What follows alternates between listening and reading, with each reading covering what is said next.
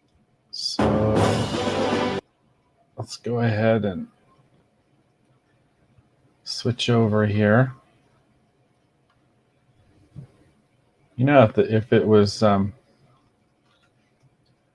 little bit more, well, I think if I was a little bit more savvy on how this stuff works, the transitions would be a little bit easier.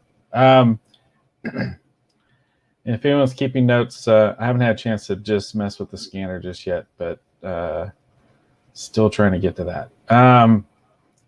Let's go ahead and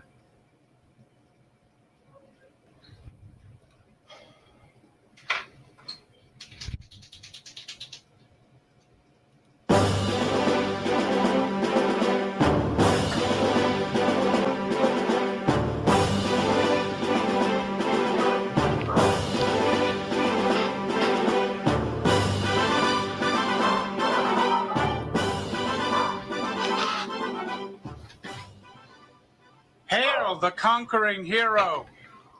Go tell the Spartans. Tell it to the Marines.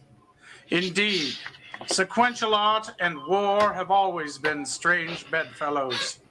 Egyptian steles and hieroglyphs chronicled the great battles of that long-forgotten empire. America has adopted this tradition with the heroic exploits of her brave fighting men. Sergeants Rock and Fury come immediately to mind. But could even these stalwart soldiers compare to the magnificence of one Joseph Boomer, a man forever consecrated to history as Dynamite Joe, the blast-crazy Marine? Join us in our paper and ink time machine as we venture back to issue 37 of Warfront from the apple pie-eating, God-fearing people at Harvey Comics. In a tale featuring the titular American fighting man on its cover, Sergeant Boomer defies the very laws of physics with a TNT-laden bow and arrow. One wonders if this issue was perhaps seen by a young John Rambo, thus inspired to bring his private war to one Brian Dennehy. Published in 1966, the book manages to be a product of its time, insulting Native Americans, the Japanese, calculus professors, and the comic reading public simultaneously, and doing it all with a healthy dose of, what else? Dynamite. Sadly or blessedly, the exploits of Sergeant Boomer would only last for about 5 pages, giving way to other stories involving so-called heroes like Lone Tiger and Dollar Bill Cash. Their stories less interesting as they did not involve exploding bow and arrow sets. The adage, never judge a book by its cover, comes to mind, but in this case, the cover, plus the fact that we found it in a quarter bin at a flea market, immediately made this something that made us question how it got made. Either way, we salute it, America, and you for supporting our efforts. I'm Carlton Tetley. Good day and good reading.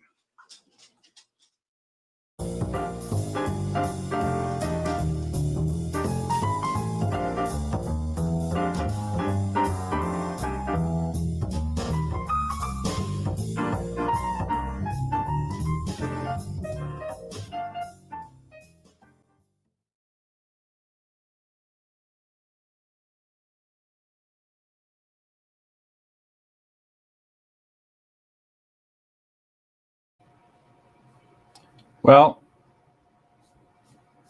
I thought I had it queued up, or I'd run a couple back to back, and it was going to do something about making some kind of a thing or something, so I had to stop it there. Let's see. We'll go over here to. We did the Alpha flight. All right, we'll do this one next.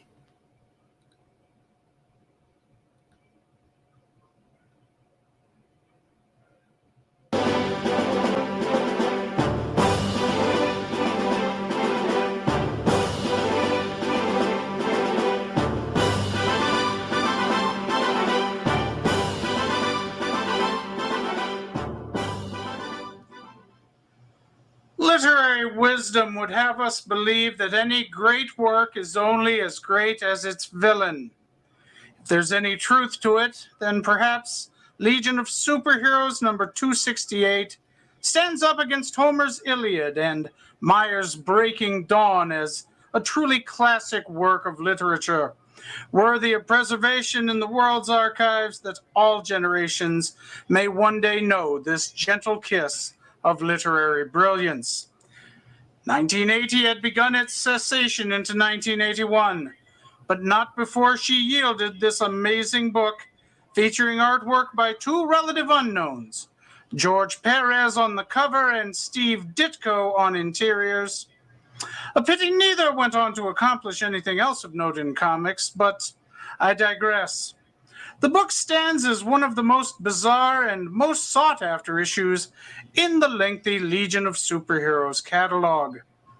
Three members of the Legion, your Chameleon Boy, your Dream Girl, and your Karate Kid, come across Dr. Mayavale, once a simple monk seeking enlightenment, until he went far beyond his station and ended up with the knowledge that comes from living some 50,000 lifetimes in his head. This, of course, drove him quite mad, forcing him to grow his hair out into an afro, sculpt a Raleigh Fingers mustache, add some extra arms, and take to wearing a dress with an I Like Ike button. Don't worry, if you're watching this, your parents probably don't know what that signifies either.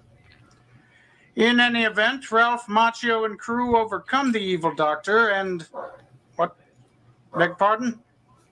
Not that Karate Kid? Well, of course I didn't read it. It's a comic book. Damn it all to bits, I was a serious theater critic at one point. I'm just doing this to satisfy my community service. Couldn't we put some serious literature on this so when PBS airs it... What? What do you mean it's not going to be on PBS? Well, what the devil is a podcast? Oh, good Lord, I'm on YouTube?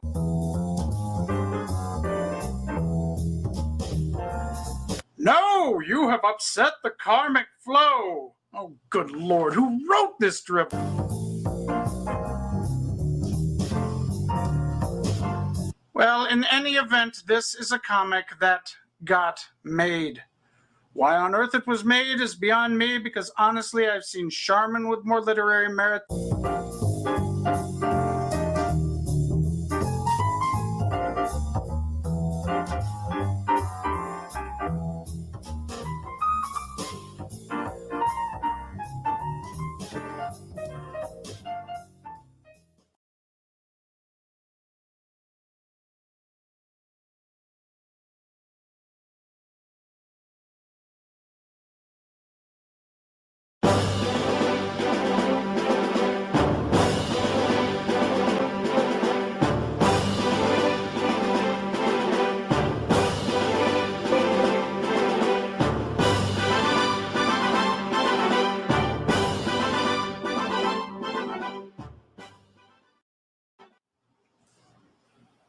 Love stinks.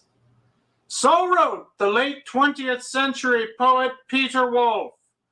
Certainly he would have enjoyed today's offering, the 100th issue of Girls' Love Stories, a comic somewhat mislabeled in this show's opinion, as it is focused not on the follies of love where girls are concerned. Indeed, this title is about women. Career-oriented women like Betty, who, in the first of 4 stories, must choose between the love of tall, dark, and handsome Tom, or the career in design she has trained her whole life to achieve. Given that the book was printed in 1964, one would think she'd toss it all away for love. But the book manages to surprise. Betty, choosing to both eat and have her cake, simply ditches Tom for his best friend David, a man more supportive of her career goals. Nice job, sister. Way to do it for yourself, as the kids say these days. Similar stories abound in the book. Attractive, doe-eyed women, all seemingly falling for the same basic generic man, who seems utterly oblivious at just how psychotic these women actually are. Seriously, man, run! You have no idea just what sort of mental jujitsu this lady just put herself through just because you forgot to wave at her at the cotillion last evening. You're only setting yourselves up for a lifetime of alimony payments, therapy sessions, and constant calls from your ex-brother-in-law, who seems to think you're still willing to help him move his amplifiers from one apartment to the next. Not again, Reggie. As Quarter Flash once sang, find another fool. It's not only a testament that this book got made, it's nothing short of a miracle that 100 issues of it got made. 100 issues. Sweet, feathery anyhow. For those of you in love, chances are strong you don't have any money to purchase such trivialities as comic books anymore. Still, if you do, by all means seek out a copy of Girls' Love Stories or any of the myriad similar books of the age that were focused on this phenomenon of venomous she-vipers preying on unsuspecting men. If it doesn't immediately make you take a vow of celibacy, at least you'll be able to enter the battlefield of the heart forewarned and forearmed. I'm Carlton Tetley. Good day and good reading.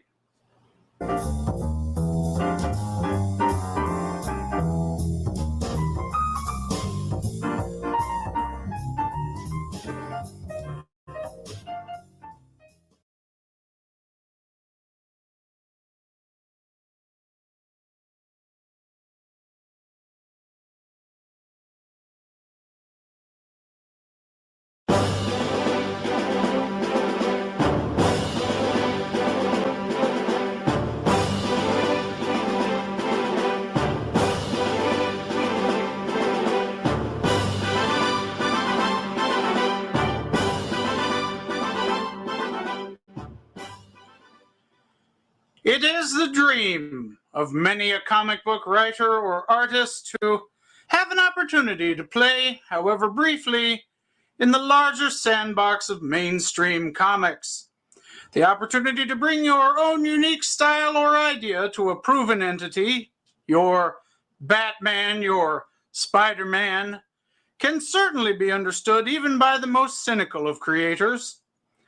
Horror comic maven Vampirella has certainly known many fruitful relationships with numerous writers and artists over her decades of existence. But one particularly interesting run caught our attention and gave us pause to wonder why this got made. Paul Cornell is a very talented writer. Let there be no doubt of it. Indeed, he has created a number of wonderful comics across multiple genres. His creativity is not in question. In fact, he was so creative that he got the idea, as the newly appointed writer of Vampirella, to remove her familiar monokini, replacing it with a nightshirt and leggings. He followed this up by audaciously cutting her hair into a Joyce DeWitt bob. He then flung her into a distant dystopian future where she fought future Nazi zombie angels or something, or, I don't know. I honestly couldn't finish it. The point is, Cornell's vision would have worked, if not for two things working against him. One, people don't read Vampirella for the articles. And two, whatever planet he was living on, most comic book readers reside on Earth. This is not to say the idea was wholly preposterous. It simply asked too much of the character and her fan base. I mean, you don't see Batman letting anyone else wear the cowl, for heaven's sake. What? He did? Several times? Robin? They let Robin be Batman? Twice? Oh, good Lord, who was the hack who let that happen? Well, anyhow, it didn't take long for Vampirella to find her shapely buns back in the fan-favorite piece of Kleenex they call a costume. But before that, history will forever bear witness that she dressed like a cougar on her fourth mimosa in a book that got made. For his part, I'm told Paul Cornell still haunts the streets of London wearing a red nightshirt and black leggings, repeatedly uttering the question, "What the hell was I thinking?" over and over again. Madness consuming a once brilliant mind. More's the pity. I'm Carlton Tetley. Good day and good reading.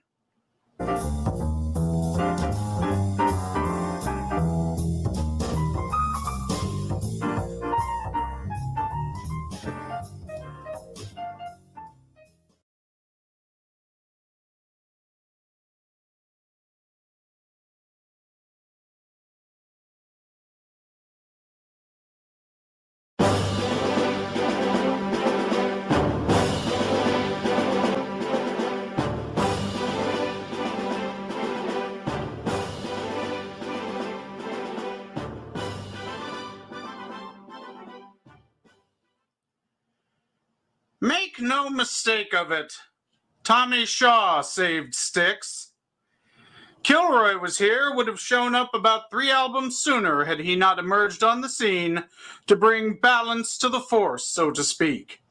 You're fooling yourself if you think James Young was going to stop the Dennis DeYoung train from railroading one of the great 70s AOR bands into Broadway show tune obscurity. And frankly, the Panazzo brothers should just be thankful they were getting a paycheck. You know I'm right.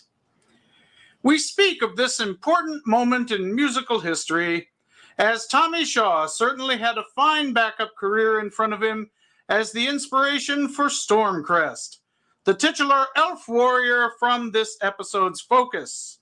Indeed, most of the elves in this book, by the very talented Peter Sue, have a certain element of Tommy Shawness to them.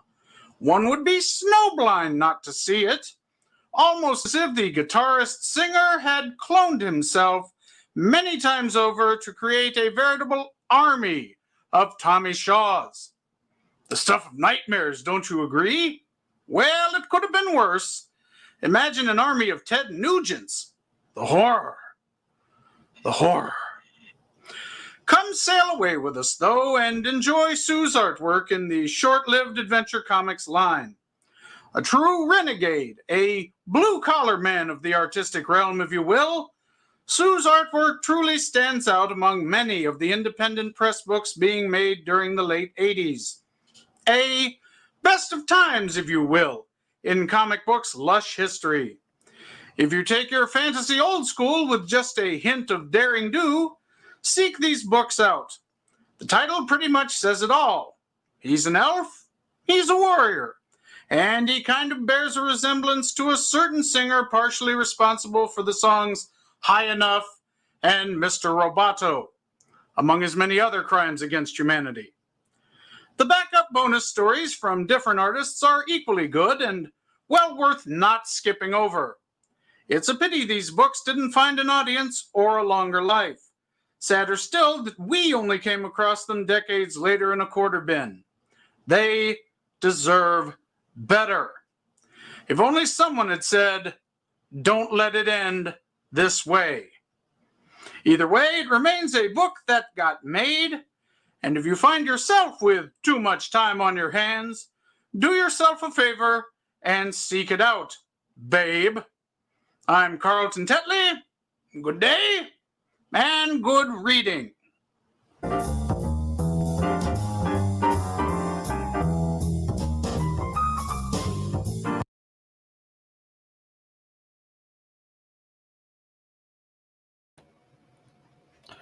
So I just want to take a quick moment in relation to talking about Elf Warrior. I am actually quite a fan of a lot of the adventurer books, and I've been actually collecting them. I was trying to collect them again. I had a lot of these books when I was younger, but I liked a lot of the fantasy output from Adventurer. So this is Warriors. Thought I'd showcase this for just half a second here. So, talking about comics specifically. So this is a comic book called Warriors. And this is the first issue. And this was kind of an anthology And among the things that's really interesting about this is we have a lot of early work actually by Adam Hughes and Butch Guice.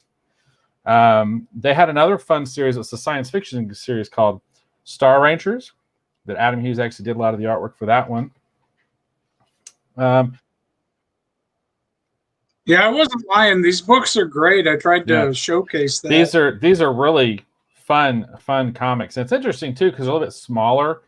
I think that's how they kind of got away with certain things. And ran as long as they did, they kind of trimmed the books a little bit more than normal. But man, that's a great looking cover. No, yeah, I mean, you've got some really talented people in here. This is Adam Hughes, early Adam Hughes, right around the time that he did Maze Agency, actually. And then I'm going to show this one, not because of Adventurers. This was the core title that started it, it's a really fun science fiction series. But the one on the back, they did a series called Ninja, I think it was Ninja Elite. I want to make sure I don't say that right. Say it wrong. Not right, wrong. Yeah, like a fun ninja book. And no, yeah, these are really fun comics. So, and it's interesting too, because some of them, like these are fully rendered in grayscale. So they're fun. They're fun books. So it was interesting, Al, because when I watched this one, I had a lot of fun with it and I laughed at it and I enjoyed it. But I kept thinking about, Adventure is one of those companies that did a lot of really interesting books. And I always think it's funny that I never hear anyone really talk about them anymore. To be honest, I didn't know they existed until I came across them in a quarter bin. Sadly, that's where a lot of these books come from. And I remember flipping through it. I was like, this does not belong in a quarter bin. I mean, these are just really good books. I had no idea they existed. I had a dry spell in the 90s and late 80s where financially I just couldn't be collecting comics. So I could look and drool in the store, sure, but then, hey kid, this ain't no library. So, I'd get out. But, so I missed a lot of these when they came out. And, like you say, this was the springboard for a lot of books that are just like a lot of artists that we love today and just revere. This was their springboard. And it really just, Peter Sue was just an amazing artist if you look at that. And I don't know that we ever heard from him again after this. And in Euphoria in particular, I didn't bring it up, but there's a bit at the end where he's talking about practically on bended knee begging people, for God's sakes, buy this comic. I want this to continue, but it can't because nobody's buying it. And, this was way before we had an internet where word of mouth could really get around in time to, hey, go buy this or it's going to go away. He was trying to do that within the confines of the comic itself. And it was really sad. I mean, I was just like, oh God. Yeah. And it's unfortunate too, because when you're screaming from within the pages of these and no one can find them or no one's reading them, you know what I mean? You're talking to the converted, so it's not really going to do you any good.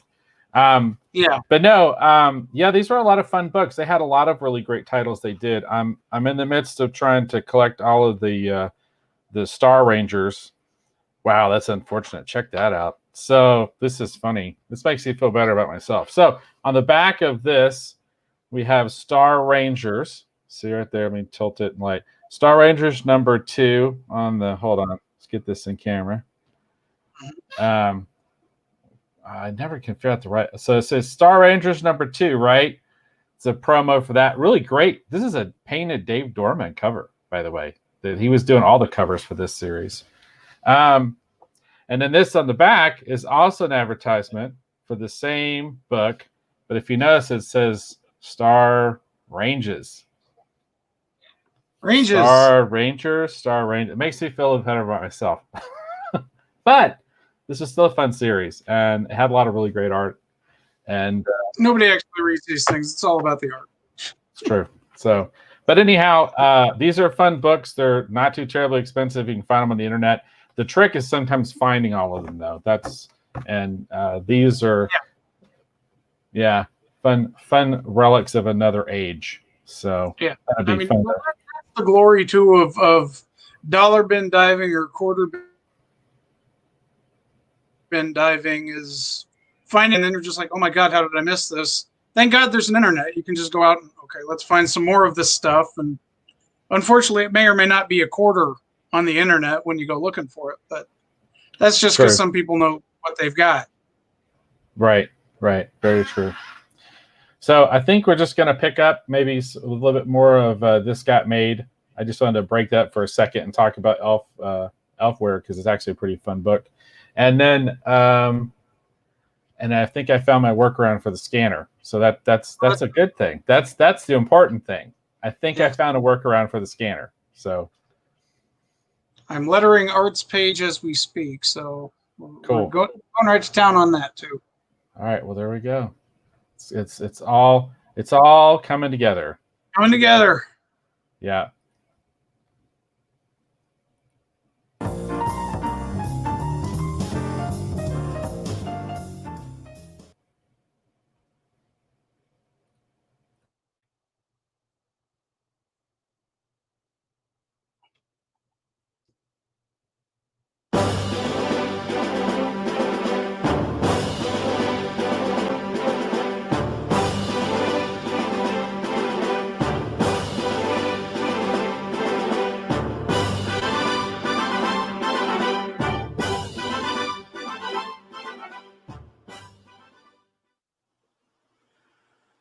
Konnichiwa, konbanwa, or if you are viewing this in the morning hours, Ohayo gozaimasu.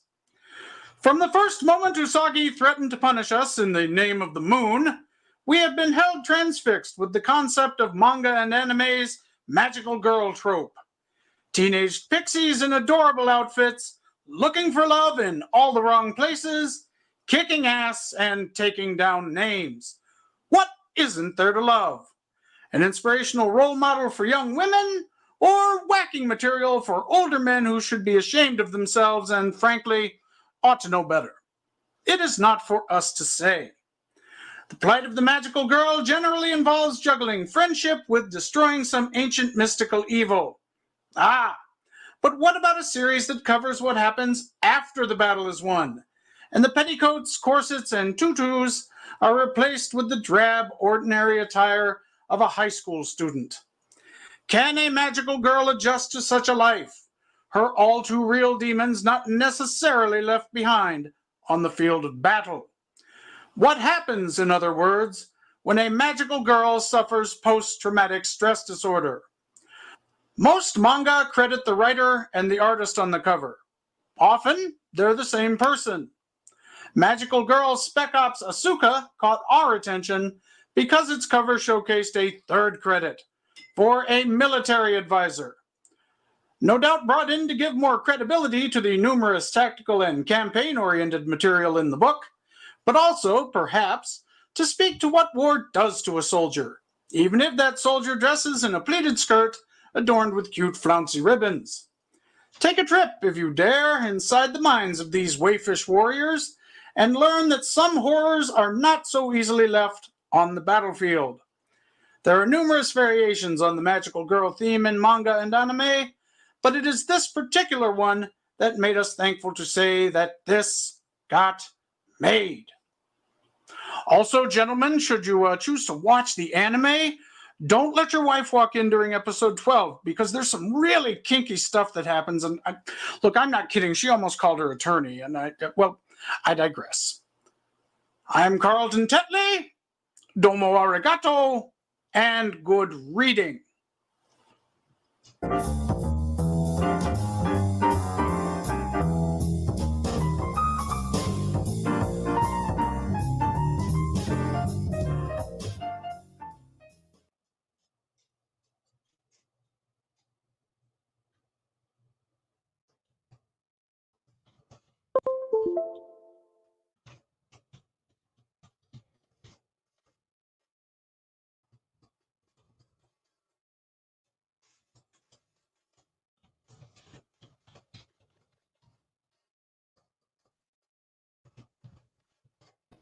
Okay, I think we're going to switch over to a little bit of in the studio retrospective now. Let me fire up an episode here. I think we're going to go with episode 8, which was the 1989 Batman episode, which was a fun one.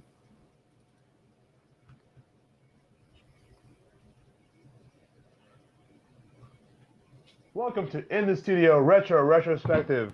Tonight's episode we discuss, as you can tell by my shirt, Batman 1989. Thank you and join us for more stuff.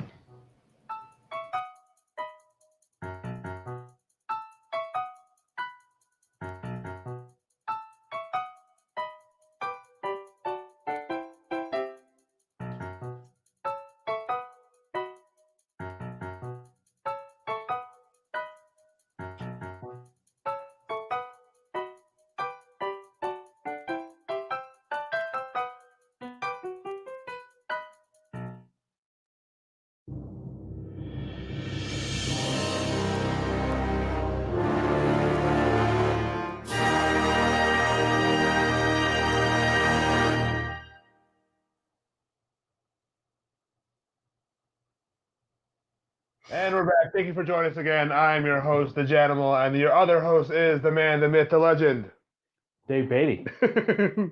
So tonight we're talking about Batman 1989, and as from the wonderful world of the Google, which should be here, and now the internet's not working. So when you live out in northern Arizona, sometimes it works, sometimes it doesn't. However, having witnessed his parents' brutal murder as a child, millionaire philanthropist Bruce Wayne, Beetlejuice, Michael Keaton, fights crime in Gotham City disguised as Batman, a costumed hero who strikes fear in the hearts of villains.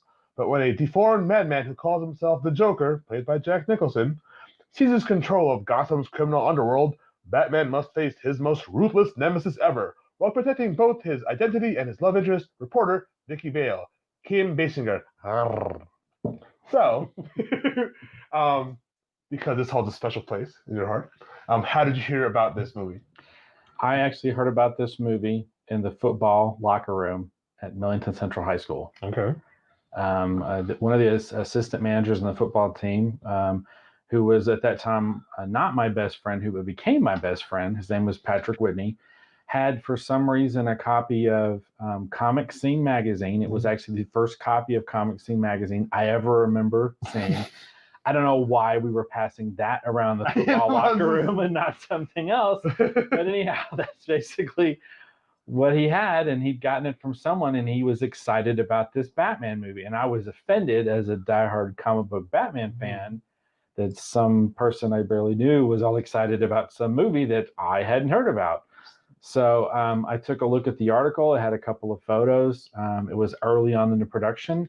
Had a lot of Anton Furst's actual concept design art, like of the Batmobile and the Batwing, and a lot of his production design illustrations for Gotham City, with like the Fugelsheim, or what do they call it, museum and everything. And I remember looking at that going, wow, this looks amazing.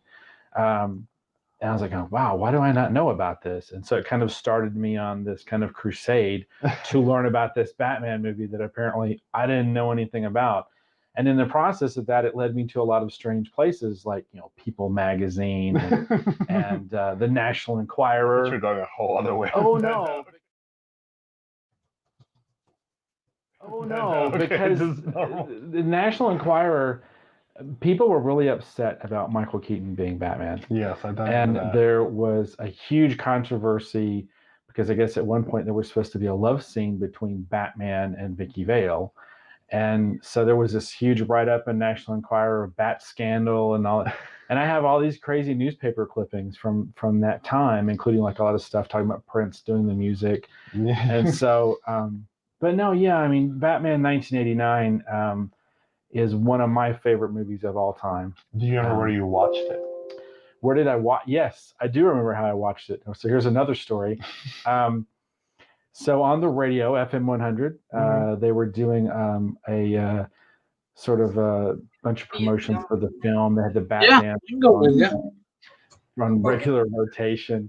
And so they had, they were giving away movie premiere passes, and you had to go to this apartment store called Goldsmith's. Okay. And so I had this Batman costume that was actually a year one style I had worn for Halloween the year before. And so I was talking to my mom. I said, I want to be sure that we can get tickets to the premiere screening. And so with my mom's help, we modified that to look more like the Michael Keaton one. I actually have a Polaroid picture of this, of me with Ron Olson, the disc jockey. So I showed up in this outfit. So we'll see it in the montage in between the swipes, right? Probably. All right, please. So anyhow, so there's a You're photo welcome. of me in this makeshift 1989 Batman costume with Ron Olson, who was the disc jockey. He was like, I love it. This is great. How many tickets do you want? Oh, And that's so awesome. I got to name how many tickets I wanted. 20? No, I think I took about 8. And so the you trick don't was press your luck. It's like, right. Pull this So, out. so the trick was, he said, but you have to wear this to the premiere. Did you? And I did. Yes. I wore that costume to the premiere. I stood in the lobby and shook hands and welcomed people to the movie with Ron Olson. And I actually did a call-in interview show because I knew so much about Batman. That's and I awesome. have it on audio tape. If I can transcribe it to computer, maybe I'll cut it into this episode. I love that. But of me answering questions on the radio. In a Batman voice? Like as Batman? No, just as a Batman expert. Okay. And you were how old again when this is? I don't remember how old I was. I was a freshman in high school. Okay, so like 14-ish. Yeah, somewhere around there. So anyhow, no, it was like a this was like such a cool thing, like all the way around for me. So I saw it at the movie theater. I was the last one to go in the movie theater. This girl I had been wanting to date, like I got her into the premiere. Nice. And so I had to pull some strings. Yeah. So I had to like disassemble part of the costume to actually go into the movie theater and watch the film. And I remember just being absolutely blown away by it. And then my friend Pat Whitney, who had the article about the movie, we went on this spree over the course of the summer, and I think we saw Batman 1989 around 40 times in the movie theater, and that's not a joke. We would take people who hadn't seen it. We would just go ourselves if we had nothing else going on. I'm trying to think, 14, 15 years old, movie tickets 1989, maybe like $6. Yeah. Almost like, you factor in some popcorn here and there. You spent $250 watching Batman. Yes. Okay.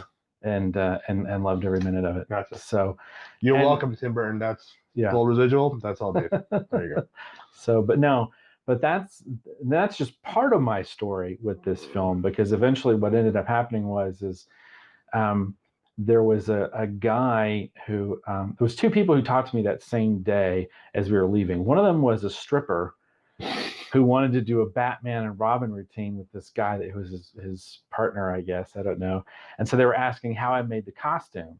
And so I walked through like how we assembled the costume. And literally a couple months later, there was a story of there was a stripper arrested who did this like copyright infringement Batman thing or something. And someone got mad, which I imagine today they would just let them do it. But at that time there was some kind of something I remember hearing about. And then the second thing was there was a guy who was an executive with Big Lots, the closeout stores. And he was getting ready to open a couple of Big Lots in the area.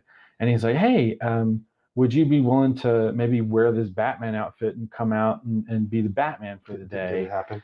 And I was like, yeah, sure. So I was at Big Lots when one of the Big Lots that opened in the area as Batman with Twinkie the Kid, and they were giving out hot dogs and soft drinks and that kind of nonsense. And then I got approached by an executive with the Kroger Corporation, and that led to me doing another one and another one and another one until there was literally at one point part of the money that paid for me and Pat to go to those movies was me doing these appearances as Batman at convenience stores and grocery stores during that same time period. Did you ever open a car dealership?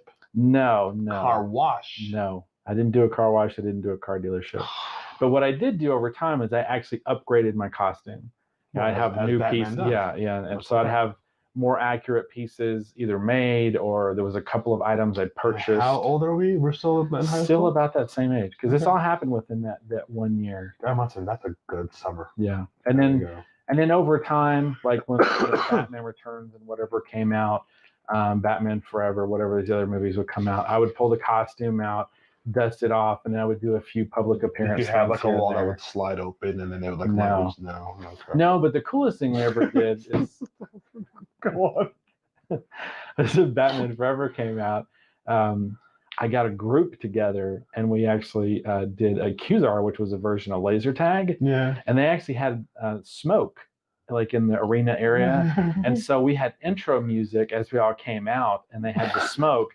And so we were walking through the smoke and it was I was Batman. My friend Holly was Catwoman. A friend of mine who I studied martial arts with at the time, his name was Dave Johnson. He was the Riddler, and another friend of mine who had done martial arts at one point named Heath was actually the Phantasm, because Mask of the Phantasm had come out way before that. So weird that you had a friend named Heath. We'll talk about that later. Yeah. That's a weird coincidence. So how did you hear about the movie? Not as well as yours was, but so in 1989, I think I'm 10.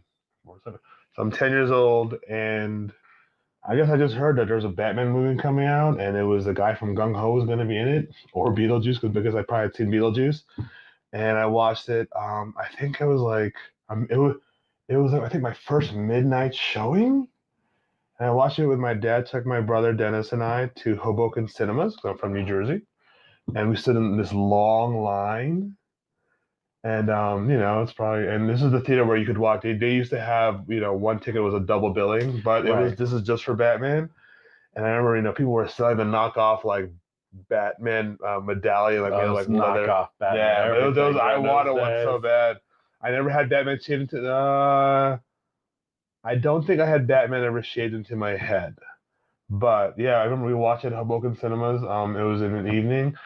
I think I might have had school the next day anyway, but we went to watch it. We would always do that for movies. And yeah, I watched this weird movie. I'm going, what's going on here? And that's how, it was visually a cool movie. But yeah, that's how I remember I heard about it just through hearing about it. And you see those weird, and I did, like ABC, Channel 7 back east, they'd always have like, the behind the scenes special. So you got to see little extra bits of the movie before you got to see, like, they were walking the set in London, so you could kind of see right. So I remember watching that behind the scenes special, and like, oh, we're gonna go, and then that's how we watched it in Hoboken Cinemas. I was 10 years old, so I think that's like 4th grade, maybe. But anyway, I'm stuff at 89. I am 10 years old watching Batman. I guess that's my first comic book movie, maybe, that I remember. No, I saw Superman, but regardless. That's how I just remember watching it with my dad. It was a midnight showing. He got home late or tired. I know I had school the next day. Yeah. So that's how we I heard about that movie. So pretty cool. Going back to the whole you need to find those photos somehow. Well, I know where the one is because I have a little scrapbook from that period and the photos and I had really intended to just use stills from the movie, but I guess we can use some of this too. That's So. got it.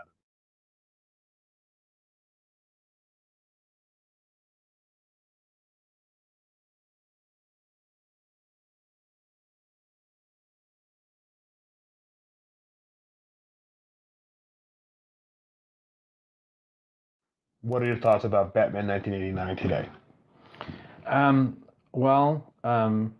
As I've clearly stated, this is a very important film for me. Okay. I have so many fond memories wrapped up like around this movie, and so many fun and interesting, slightly weird experiences that kind of spun out of the film. I just remember that being a magical time. So when I think of Batman 89, I think of it as a magical time. Now, that being said, it's not the most comic book accurate Batman movie ever made. Tim Burton, what?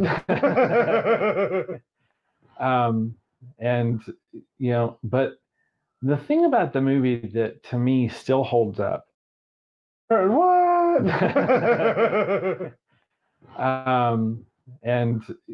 But the thing about the movie that to me still holds up, that I still love about the film, is the aesthetic of the film, the look of the city, the look of the Batmobile, the look of the Batsuit, the Joker, his goons, because his goons are basically his police force. It's kind of hard to tell at times, but it's like his weird, twisted version of the police force, because when Batman's actually fighting the goons in the alley, one of them has a nightstick. but it's so fast you don't even see it. But that's what the goons are, his police force, because he's running the city. It's interesting too. The stories that come out of the film, like the whole thing where Sean Young at one point was supposed to play Vicky Vale. She was injured in a horse riding accident. If you actually read the original novelization, that film would have been structurally kind of different from the film that they actually made. They took out a couple of horse riding scenes, and all of a sudden the tenor of the film changes a lot. So for those people that are interested to see like another version or to be exposed to a possible alternate version of Batman 1989, go seek out the novelization by Craig Shaw Gardner, because it's a very different the one that would take. come out that you find at grocery stores. Yeah, just the paperback. There's a lot of stuff in there that's really different from the actual film. I think the performances in the film are fantastic. There's I know that people seem to kind of talk down what Jack Nicholson did with the Joker now, that it's kind of obvious, clownish kind of behavior. But what they don't remember is that this movie... You only had Cesar Romero before that. So. But it's really dark and very twisted. Like for example, he ad-libbed apparently that whole scene with the guy that spoiler alert, gets burned to death with the joy buzzer. Yeah. And he's saying, you are a vicious whatever Italian, I'm glad you're dead. And he starts laughing. That is terrifying and creepy. And really it informs so many of the Joker performances that come after.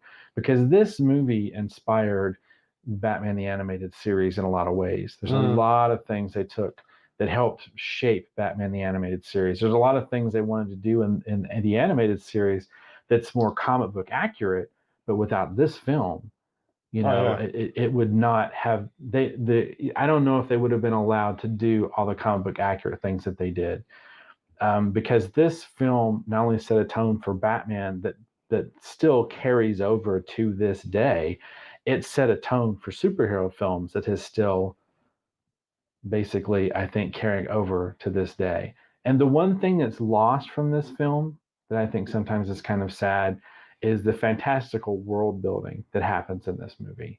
Yeah, it's really cool. Man. Because that same aesthetic, the fact that the Batmobile doesn't have to be a real thing, the fact that the Batwing doesn't have to, exactly be a real. I mean, it looks real, but it's not a real functioning thing. It's a cool toy. Oh yeah, exactly. I had the toy. It was awesome. And the look of the city, the fact that it's not quote unquote an actual location, that it is a fantastic world that exists in and of itself. For me, I think that some of the stuff from this movie that still holds up, that I personally feel like is lost. So, but anyhow, that's my thoughts about the movie today. What are your thoughts about the movie today? And so we try to watch the movies before we talk about them, but I can close my eyes and just picture the entire movie playing, like the opening scene where, you hear Prince playing in the background, but as the family is walking, through the park, and the boy's like, "What's that?" And they talk to the lady of the evening, and then I was like, "Come on, let's just go." So if you know the Batman origin, you think that's this is how Batman happens, but it's not. It's just a little mirror of what's going on. You can the music was what sold it, the Danny Elfman. Yeah, like Danny, his work was just beautiful on it. It just looks, it's that weird Art Deco, and there's just pipes everywhere. Why are there pipes coming out of a building? It just looks so cool. The acting, I like the acting. As you get older, you appreciate what they were doing. You appreciate Robert Wool for what Robert Wool was doing with what little he had to work with. When he sold it. It was a really cool. It was exciting. You watch it at 10 years old. It's really exciting. Excuse me. So though it can be dark, I can probably have my son watch it, and it's not graphic at all. There's the one joy buzzer, but even for a child to watch it, they might just find it. Oh, it's kind of it's a little bit weird and cartoony. I think it holds up. I was surprised that on Rotten Tomatoes it has a 72%. I'm like, really? It's the seminal Batman. It's a comic book movie. Yes, it takes some liberties, lots of them, but it works. And you don't really know. I don't really know who Tim Burton was, but then you watch his movie and go, oh yeah, he has this weird way of doing his movies, but it still holds up. I think it still holds up today. You could watch it now. You could, I think all children of the '80s who are now parents should have their children watch it. Be like, see, this is how movies are. This weird thing where Apocalypse looks like a Power Ranger villain. No. That's how you watch it. That's a comic book movie. So I don't know. It holds up really well. And I'm glad that I got to see it. I'm glad that I can say, like, I can say I saw part of the original trilogy in Star Wars. I can say, hey, at least I was old enough to watch Batman '89. So that's all we have for today. Thank you for joining us at In the Studio Retro Retrospective as we discuss Batman 1989. I'm your host, The Janimal. You can find me at Facebook at The Janimal Draws, or I don't know, at Janimal Tweets on the Twitter with my other host, the one, the only Dave Beatty, and you can find me at Dave B Cartoonist on Twitter, because I can't remember. And then I think Dave B Comics on Instagram. There you go. All right, thanks everybody. You have a good day. Bye-bye.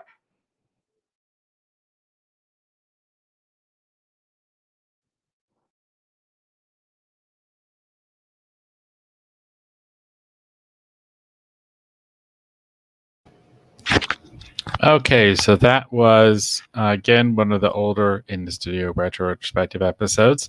That was originally episode 8 of In the Studio Retro Retrospective. Of course, that was all about Batman 1989. Okay, so I think what we're doing is we're going to segue. Let's just go ahead and do Batman Returns. This would have been episode 9 of In the Studio Retro Retrospective when it originally debuted. So we're going to go ahead and get that going. And yeah, I think that's what we're going to do.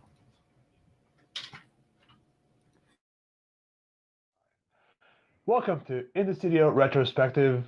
Tonight's episode, we are reviewing Batman Returns. Thank you for joining us. We will be back right after these words from our sponsors. We don't have sponsors yet, but we're looking into it. But, look at the pretty pictures. Okay, thanks, bye.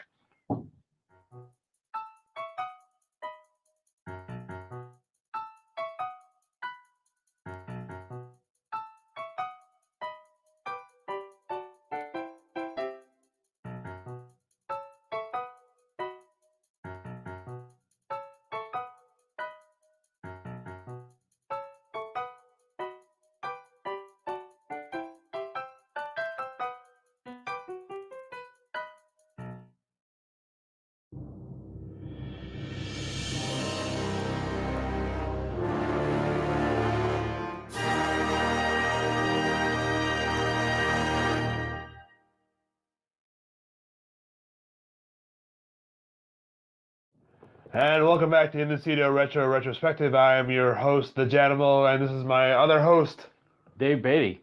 There you go. Tonight's episode, we're discussing from 1992, Batman Returns, which is about...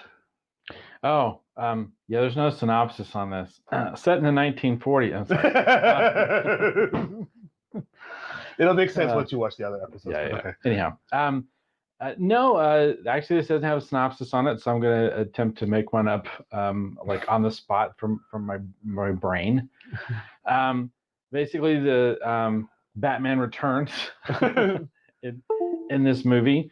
There's a. Does he begin? No, he returns. He returns. Yeah. There's a billionaire industrialist named Max Schreck who has a plot to steal basically power and money essentially from the city. So basically he played the same guy he was in A View to a Kill. Yes. Yeah, there you go. The character is played by Christopher Walken, and he has some plans for the city. And at the same time, there's also another person, an evil villainous character called the Penguin, played by Danny DeVito, Oswald Cobblepot, who also has his own nefarious plans for the city at the same time. And the two of them team up in the hopes of stopping our Caped Crusader Batman. Enter into the mix is the Catwoman, played by Michelle Pfeiffer, Selena Kyle has her origin in this version of Catwoman in this movie. And she also faces off against Batman. And then at one point, Max Schreck and the Penguin kind of have a falling out. And so the Catwoman and the Penguin decide to team up together. Yeah. And the Catwoman alludes that the only way they can stop Batman is to make him what he hates most, namely us. So they decide to frame Batman for a horrible act in the hopes of destroying his image in the city. Poor Ice Queen. Yeah. And eventually, Batman manages, obviously, to win the day. It's a horrible synopsis. But we're going to go through it anyway. The phone battery's dead, and it's not on the back of the box. So there you go. So how did you hear about this movie? Well, the way that I heard about Batman Returns was that I just remembered my friends were excited about it. I didn't see this in Comic Scene magazine. I did see a small write-up in Starlog magazine.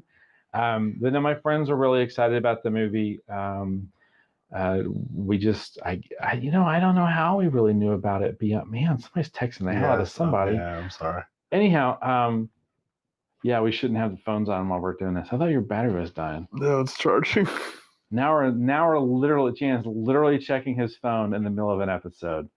We have lost all. We've gone live. Credibility. I've heard some good feedback from other things. So yeah. Anyhow, there you go. Back to this. The thing I remember most about this, I remember two things specifically about this movie in particular. Okay. From back in the day. I did put the bat suit back on and do some stuff for this one, although it wasn't for the movie premiere, it was for other things. Okay. And the suit by then looked pretty decent at that point. I'd had enough time to bought a few things and had a few new things made. I had a killer cape, anyhow. But the thing with this, the two things that stick out the most with this is I remember when the trailer was out, my friends and I wanted to see the trailer, and the only thing that the trailer was showing in front of was "Stop or My Mom Will Shoot." So my friends and I paid good money to get into "Stop or My Mom Will Shoot." Did you leave after the trailer? Yes. You pulled the Phantom Menace. Yes. We could pull a Phantom Menace. Yeah, we literally watched the Batman Returns movie trailer, and immediately after, we sat through the first couple of minutes, and I looked at my friends like, no. And then we got up and walked out of "Stop or My Mom Will Shoot." Oh. Because we just couldn't do that. But we did pay good money just to see. And what's interesting about this trailer, too, is the trailer we saw is not the one that's on YouTube or anything right now. The one that we saw was mostly that scene of Catwoman and Batman fighting. And then there's that scene where the Penguin's like on the bed and he's doing the like this. And that's where the whole, in order to stop Batman, we have to make him what he hates most, namely us. Yeah. And he says, a plan is formed, and he goes, and then all for a trailer. Yeah, it wasn't the whole thing. I'm just saying it was mostly the fight between Catwoman and Batwoman, where she's like, how can you? I'm a woman. There was a lot of that fight, but it didn't have the line where she flips him over the side and then used the expletive deleted word. Gotcha. And then there was the scene with the Penguin. There was a little bit of that scene where I think the trailer kind of ended actually with that, you don't think you'll win, do you? And then Batman says things change, and then the Catwoman comes flipping up and she says, meow, and then the building explodes. But what we saw as a teaser trailer for Batman Returns is not the stuff that you see on YouTube. It was a completely different thing. So I don't know what happened to that, or if that still exists, or that's out there. It might be on this, actually. Maybe. Theatrical trailer. Yeah, but it's not the theatrical trailer. It's different. But this is one of those films. I remember that. And the second thing was, it was the second time I was on the radio, because Ron Olson and I did an on-the-spot review that I actually did not get to hear, and I do not have recorded. But right after, because I called him on the phone and said, hey. You were calling like, hey, yeah, this is David. Yeah, well, not that, but I mean, I called him to get tickets to the premiere. Okay. Because I figured he would remember who I was and whatever, and he did. Nice. And so I just went by the radio station and picked up some tickets. I remember, I think I went My Same friend theater? Pat Whitney. No, it was a different theater. Okay. And I think my friends Ken and Mike went with me too. I think that was the 4. Okay. Whereas the '89 movie, I was there with like my parents and a bunch of people. Nice. But this one, it was just like my 4 main friends from high school. And then afterwards, Ron Olson's like, well, hey, after the movie, I want to sit down with you and just kind of get your thoughts. And so we did a brief little like on the spot movie review. Like, was he at the theater also? Yeah, he was there Okay. too. Yeah, and we sat down. He had a little pocket recorder. Oh, cool. And we just kind of passed it back and forth and talked about the movie. But I didn't get to hear it on the radio.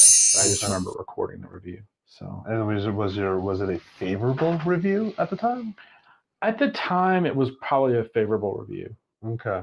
My thoughts on the film over the years have changed a little bit. Because I want to get to that. Yeah. But really quick. But that's how I heard about the movie. How did you hear about that? Same way I think I probably heard of Phantasm, which I'll talk about in a later episode. Careful editing. It'll make sense. Either through comic books, seeing the, like just the little bat ears and just returns. Yeah. I like that one. Yeah. Or the character once sees the bat, the cat, and the penguin. Those just when you see them on comic books or in the movie theaters. To 1993, I'm 13 years old. I think this came out summer of 93. Possibly, yeah. 92, not 93. Is it 93? 93 is Phantasm. 92 is Returns. Phantasm came out after Returns. Oh, okay. But I remember, I'm pretty sure my brother somehow snuck the car out, and we drove to Interstate Theater in Ramsey, New Jersey. Again, Jersey boy. It's no longer there. It's now at Bed Bath. But he and I watched it together. My big brother took his little baby brother, who was bigger than him, to watch the movie. So that's how we watched Batman. So yeah, I just remember seeing it on comic books in the ads, and then just just we kind of went. I was like, oh, it's cool, different. So that's how I remember Batman Returns. So there you have it. You're right too, because I do remember seeing the ads. No, the ads are great. Yeah. They don't make an ad like that anymore. No. It's all like just glossy, It's just bad big Photoshop. giant faces. Yeah. Big faces. We should discuss one day, like, poster themes like orange or big faces or Tom Cruise. Yeah. So that's the thing, another thing. But yeah, anyway, that's how I remember hearing Batman Begins was just Returns was all those the comic book ads and just seeing the poster. Like remember when '89 came out, it was the red and the gold logo, boom. And then now it was just like that, that stark slate concrete with just little ears like this. Just begins. Returns. Hey, Ramirez. So that's how.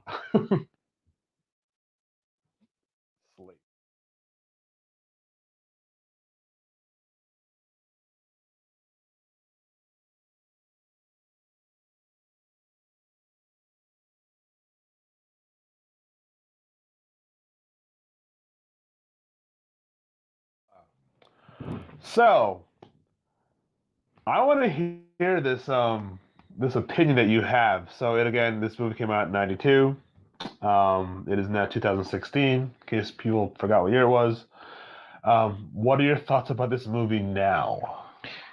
Well, here's the thing about Batman Returns for me, because this is a retrospective. So Yes. we're going to talk about kind of the film today. We have now had many Batman productions where they've tried to capture kind of the comic books a lot better. Yes. Yeah, obviously kicking off with '89, and then this is the film that follows '89. This is the sequel to '89. It practically returns. So I'm about to go off the rails here a little bit with this film. Now, I'm going to talk about the things I love about the film, and then I'm going to start talking about the things that bothered me then that I didn't quite vocalize, and then I'm going to talk about the stuff that really bothers me today. So here's the thing about Returns. Like the other film, aesthetically, I love a lot about the look of this film. I like the idea of trying to capture a timeless quality. I like the idea of hearkening back to old Hollywood. The film is incredibly well shot. The cinematography, everything is beautiful. The music is amazing. The costume designs, the vehicle designs, everything about this film aesthetically is, in my opinion, is absolutely beautiful and gorgeous. And like I said with the 89 movie, it also applies to Returns. One of the things that I think that we've kind of lost in these films is that amazing, fantastical world that only exists in a film or in an animated film. Like that it's not our reality, it's their reality. Now, that being said, when I saw this movie back in the day, spoiler alert, I'm about to get really spoiler heavy. So if you have never seen this movie, you need to turn this off right now. I never got the resuscitation scene with Catwoman, where the cat's chewing on her fingers. Oh, yeah. What is the point of that? I have never, and even after all these years, I don't, and I remember reading the novelization where sometimes the novelization will, for example, like the 89 novelization has some interesting information that informs the film. Yeah. The Batman Forever novelization has some stuff that really informs Forever in a really interesting way. But with this one, I remember reading the novelization, but I still don't remember any good reason for that really weird cat resurrection scene. And it gets even weirder because it supposedly ties into one of the worst comic book movies ever made, the Halle Berry Catwoman film. Yeah. Supposedly, somehow, that scene in this version of Catwoman inspired that thing. And that's kind of one of the problems with this film. I love Michelle Pfeiffer's performance as Catwoman. Yes. I think she's really great as Catwoman. This is not meant as a dig on her. Just story-wise, some of the stuff they did with Catwoman, like it's not, Catwoman was a jewelry thief. She was a cat burglar. Yeah, She doesn't steal anything in this. This is a revenge film for her. Like, someone kills her, she gets mad, she wants revenge. She's the Crow. Catwoman is the Crow in this movie. She's resurrected by an animal. She's given suddenly powers and abilities she didn't have before. She cannot die. And she's on a mission to get revenge from the people and the man who killed her. She is the Crow. Now, that bothers me because that's not Catwoman. She's the Crow. Okay. I never noticed that. Now, additionally, I don't understand a lot of the stuff going on with the Penguin. And I remember in the screening, the scene where the penguins are leading Danny DeVito's body into the water and people were laughing because they didn't understand what they were seeing. And in hindsight, watching it now, I don't still understand what I'm seeing either. I mean, I've seen Tarzan, and I know Tarzan was raised by the apes, but, maybe we are not, based on the evolutionary theory, descended from apes. Okay. We're not going to have that huge philosophical debate here, but the penguins wouldn't really be able to teach Danny DeVito anything meaningful. No. That would inform his character. And there's all that stuff constantly coming out of his mouth. What is that? Why did we need that? I mean, I understand they're trying to make him, I guess, a monster, but he's not really a monster. He's just a really creepy thing. And Danny DeVito commits to this role. Yes. Like, he commits to this role in a big way. Yes. So this is not meant as an insult to Danny DeVito at all. I just keep coming back to, what is the deal with the Penguin? Like, none of that stuff comes from the comics. None of it comes from the comics. You know why, though? It's Tim Burton. Well, I understand it's Tim Burton, and that's my other problem with this film. And when I look at this film, except for the Batmobile and a couple of actors, I don't really see how this is a sequel to the 89 movie. I really don't. It doesn't look like the 89 movie. It isn't shot like the 89 movie.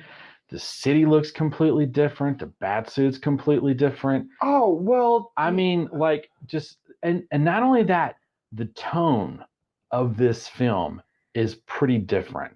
There's a lot of gags and humor in this movie. And I think the stuff that people complain about in Forever and even Batman and Robin, it starts with this movie. I'm very sorry. Watching this movie now, you can see the seeds for Batman and Robin being planted in this movie. And I know as a Batman fan, people are ready to burn me in effigy, but I'm just telling you, watching this movie now, I can totally see it coming. Like it's on there, just I mean, it's just there. I mean, some of that stuff with Danny DeVito, it's kind of creepy, but a lot of it, it's played for comedy. And the only reason it doesn't come off like some of the other performances that people don't like in the other films is because Danny DeVito's committed to it. Yeah. So his acting sells it a little bit better. But there's a lot of weird comedy bits. And some of the stuff is out of character. Like when Batman cuts the bomb off the clown and then throws the guy in the thing and then he blows up and then Batman smiles before he kills the guy. Like that Batman and you go back to the adaptation. The adaptation is right here.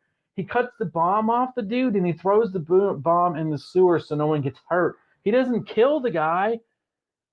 And in this movie, he kills the guy and he laughs about it before he does it. That's like something you'd see in one of those other movies that people like to tear apart. So that we're just about to do my later. thoughts on this film today. There is so much about this film that is great. I mean, aesthetically, the design work of the film, there's some tremendous performances. I like Christopher Walken.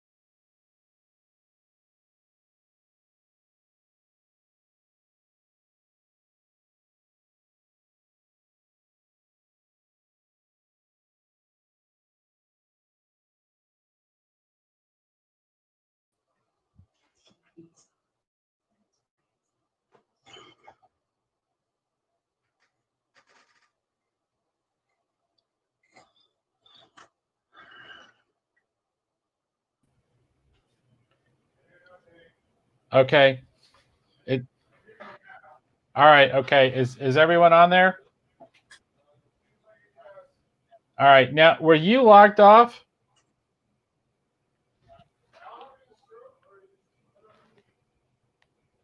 Jan, were you logged off before? Okay. All right. Okay. I think we're back. Apologies, everyone. was trying to fix the scanner, and I pulled something from the wall, and we lost the feed for half a second because I disrupted the power supply. That was totally my fault. But we are back. We are back. Can we see why I normally don't play a techie on TV or otherwise? Okay. All right. Okay. So we are back. I'm going to restart actually this episode. Actually, I'm going to start a new episode. I'm going to start a new episode of. Okay. Regular pizza. You want extra sauce? I don't think Al realizes that we're.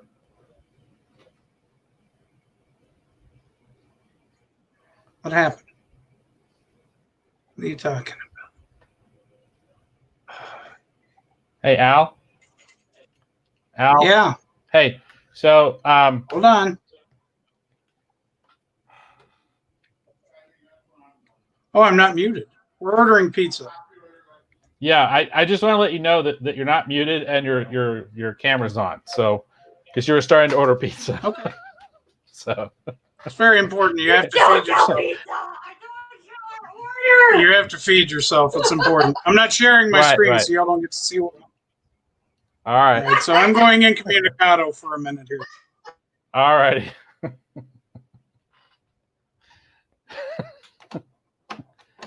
Okay. So anyhow, like I said, I apologize to everyone who was watching. If there's anyone still left, my bad. Yeah, like I said, I was trying to move something. I pulled something from the wall and about disconnected us. So totally my bad, but we are good. We are back. So what I'm going to do now is I'm going to play a different episode of. Let's do some more. Let's do some more of This Got Made. And I will be back as soon as I get this technical issue I'm dealing with all fixed up.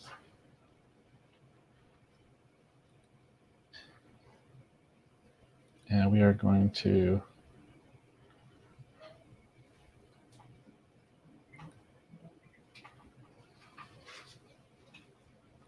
the only problem is it's playing them in the reverse order.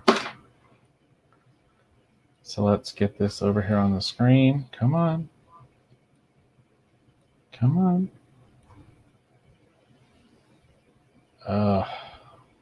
You know, Alec and I were just talking about Hee Haw. I don't know how many people are familiar with Hee Haw. Okay. Hee Haw apparently was this thing that because I grew up in the South, because Al was in Kentucky, he grew up in the South. We were both familiar with Hee Haw. Okay. So on Hee Haw, they always had this one bit that they always did over and over again. And it was these guys are always having this really awful day type thing. And they used to sing this song about, if it weren't for bad luck, I'd have no luck at all, gloom, despair, and agony on me. Well, it's starting to feel like that here just for the moment while I'm dealing with all these technical issues. Okay, so Jan also knows it because he is now singing it in the other room. You just can't hear him. So we are going to pick up with episode.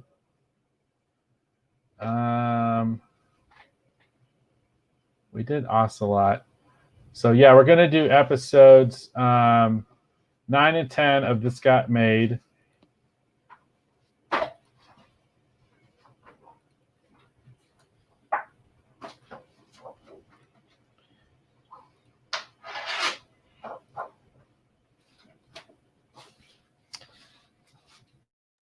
Again, this is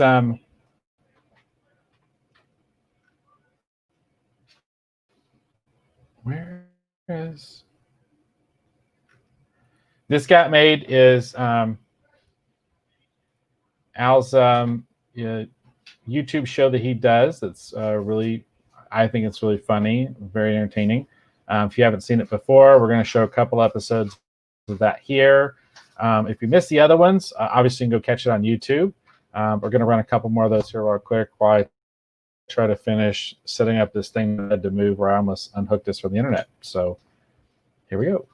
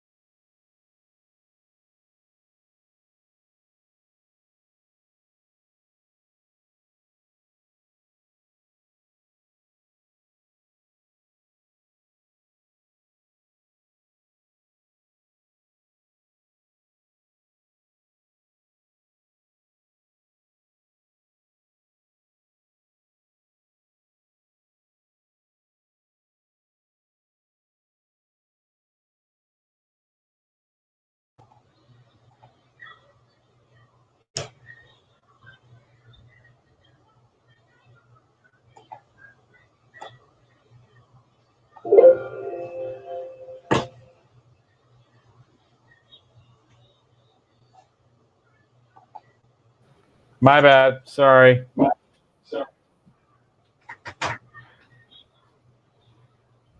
Hey, Jan, do you mind taking over for a couple minutes?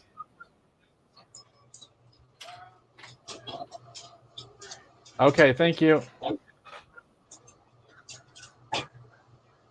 Hey guys, it's the Janimal. So it's we're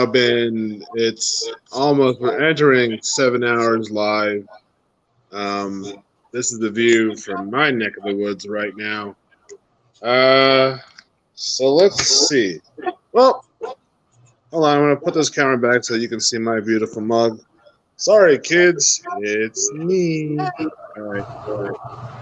So, well, to all those out there in internet land watching us, so it's 6. We've been on for 6 hours 22 minutes. It seems. I think we have 5 pages done, and then there's probably another 5 in the can that are being worked on.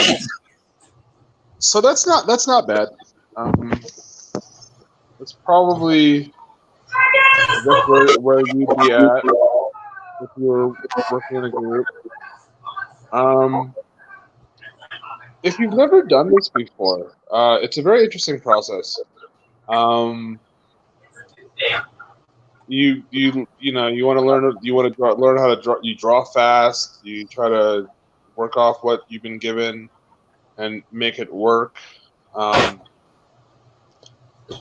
So I will say that I like the way Al writes because I prefer to have it, broken down by panel so that I can see. Okay, like I'm working on page 9. Page 9 is 1, 2, 3, 4.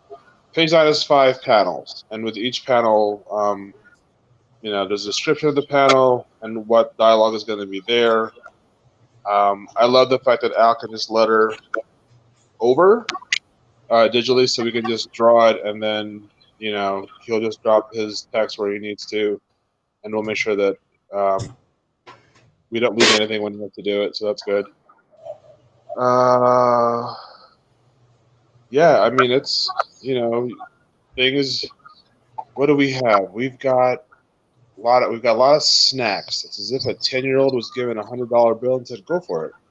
So a lot of snacks. I'm working through some bean dip right now, so it's been getting interesting the last hour. So my bad about that.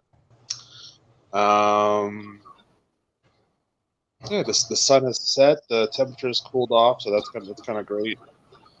And yeah, if you've never done this, I told somebody, I was talking to somebody on Instagram. I was like, if you've never done this, you should just totally do it. Just to see if you can physically just grind it out. Ideally, misery. Well, misery loves company. So if you can get 5 other friends to do this with you, it's great. If you can do it for a good cause, it's even better. The end result is that everybody gets a book. Everybody at the end of this, we have made a book. We've hopefully helped a friend, but just one more book that you can add. Oops, sorry, Dan, I'm shaking the table. It's one more thing you can add to your table for when conventions come back. Yeah, did you? Hopefully the mic didn't pick that up. I just realized. Anyway, it's the it is the bean dip. Sorry, Ripley. I miss conventions a lot. So I work in city government, and we do an event. We do a comic expo every year. This year would have been year 5, but because of COVID, that didn't happen. And we pushed it off. We hope we could do it like in September, and the fans just said nope, it's not in the cards to do it. So we're pushing it off to hopefully early of next year. But again, I don't know. So maybe it might get pushed to the bottom end of next year. And if it's still not there, then then it's got to be 2022. But let's hope for 2021. So that's rough. It's been 6-7 months of just what are you gonna do? So I missed my comic book family, and if this was a way for me to be with my comic book family, even just for a day, and just hunker down and draw, we're doing it. So that's cool. You know, Al, how are you doing? Can you hear me? Yeah, I'm doing good. We need some stuff uploaded. I don't have anything to be lettered. Other than the stuff. That would be on. I think David's working on that. Let's get on it, people. This stuff. You like? I think I did page 6. I hopefully you like my Clark. I hopefully interpreted. What? I am sure I will love it. Yes, hopefully there's enough room for you to work and add if you need to. Yeah, I'm changing some stuff on the fly, but it's to my own stuff, so it's okay.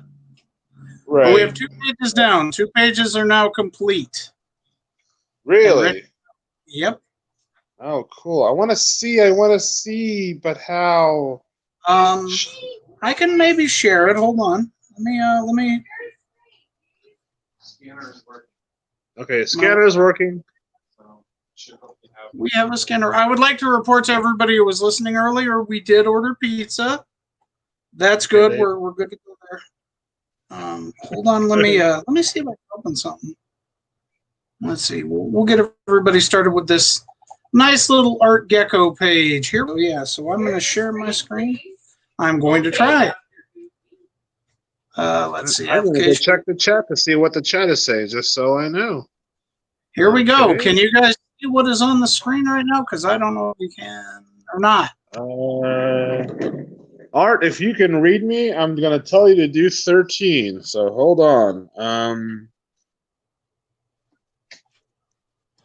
So here we go. Here's our first thing. I hope it says it's sharing my window here. Yeah. Yeah. Is that Art's page? That's Art's page. Page. Oh, nice. Yeah, I shared the screen. So there you go. I might end up making the text bigger, but I can go back and do that after. That's cool. Or I may do it because I think it's a little small. I'm doing it to standard 6 point size. That seems awful small. Right. Oh, so I got to redo row. Dagnabbit. No, you're good. Don't redo it. It works.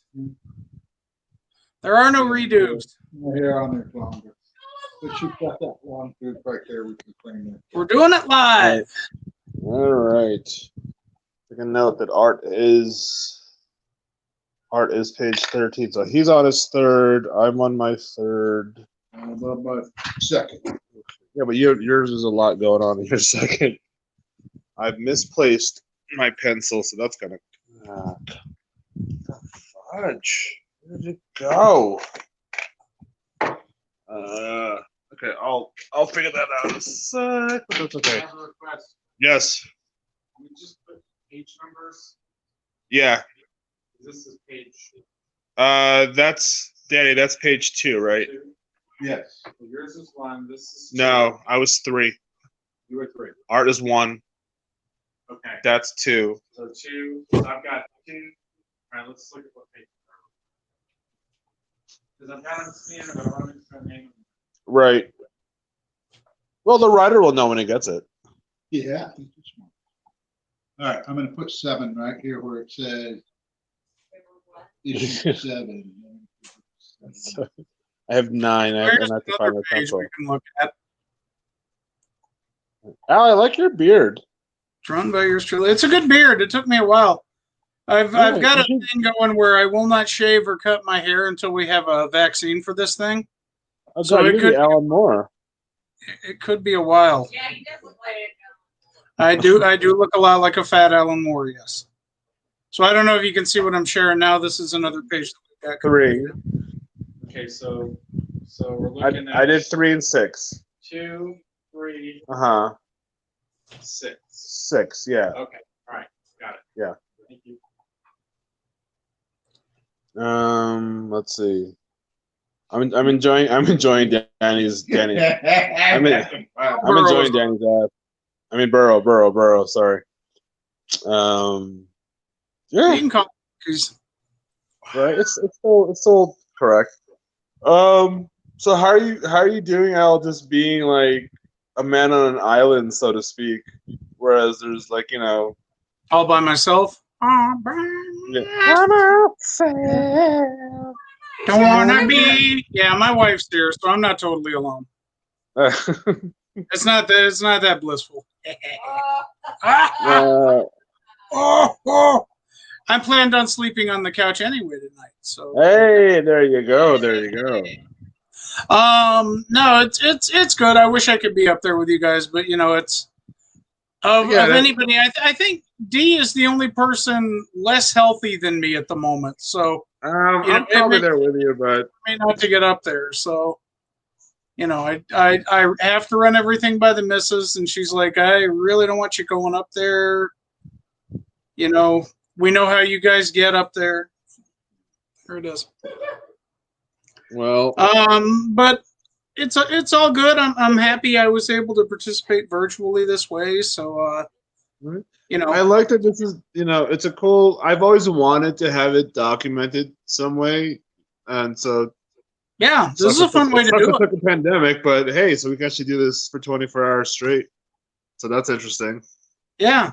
God forbid somebody's up at 2 a.m. watching us do this, but if only we could get it this into like retirement homes or jails, because we'd have a captive audience. They'd totally be there. They'd be all about it. Right. Are you work from home for work now, or what's the deal? I'm on a hybrid thing. You work for city, I work for state government, and we're kind of doing a thing now with. I'm on for 2 days, so I go into the office for 2 days, and the rest of the time I work from home. How's the commute? In those 2 days, is it weird? It's not bad. Well, the thing is, I'm a terrible driver, so when they brought this up, hey, we're going to have you start coming back into the office. I'm like, okay.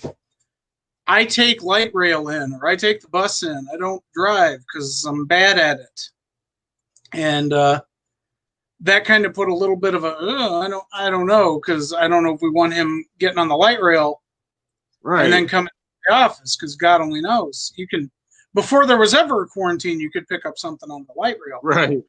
But we made kind of a deal where I was like, okay, I'll drive in since it's only for 2 days, but I want to drive in later. Like I'm working a later shift. I'm working like 9 to 6. Yeah, because then you beat the rush hour. Yeah, there's nobody on the road when I'm driving in or when I'm driving home. Yeah, because otherwise you were leaving at like the butt crack, right? When I stayed over that one time. Yeah, I was usually up at 5 to catch the bus and get gone. So that was when I stayed at I stayed at your house, and then I went to the Jollibee after my my conference, right? Yeah, dude, that just seems like so long ago. I know. Like that was the last time I had Jollibee chicken was before the pandemic. Like that's weird to say that out loud. It's really funny. We were talking about God. There's so many things that we just took for granted with this quarantine, and it's like now it's effort. I mean, it's literal effort to have to do some of this stuff. And I'm all about wearing my mask. I have zero problem with it, but it's almost like, I got to suit up before I can go outside of the house now. And right. I keep hoping my beard will get enough that I can, do the. Do the thing like the guy does. I mean, you give it time. It's almost there. I can almost flip it out. So it's just growing. It's just sitting there and just inch by inch, it gets a little longer. I'm growing up. I used to have a thing where I wouldn't shave or cut my hair until the Saints lose a game. Well, they've already lost, so technically. But this is different. I haven't shaved or cut my hair since March 23rd. Dude, that's so weird. Oh my goodness.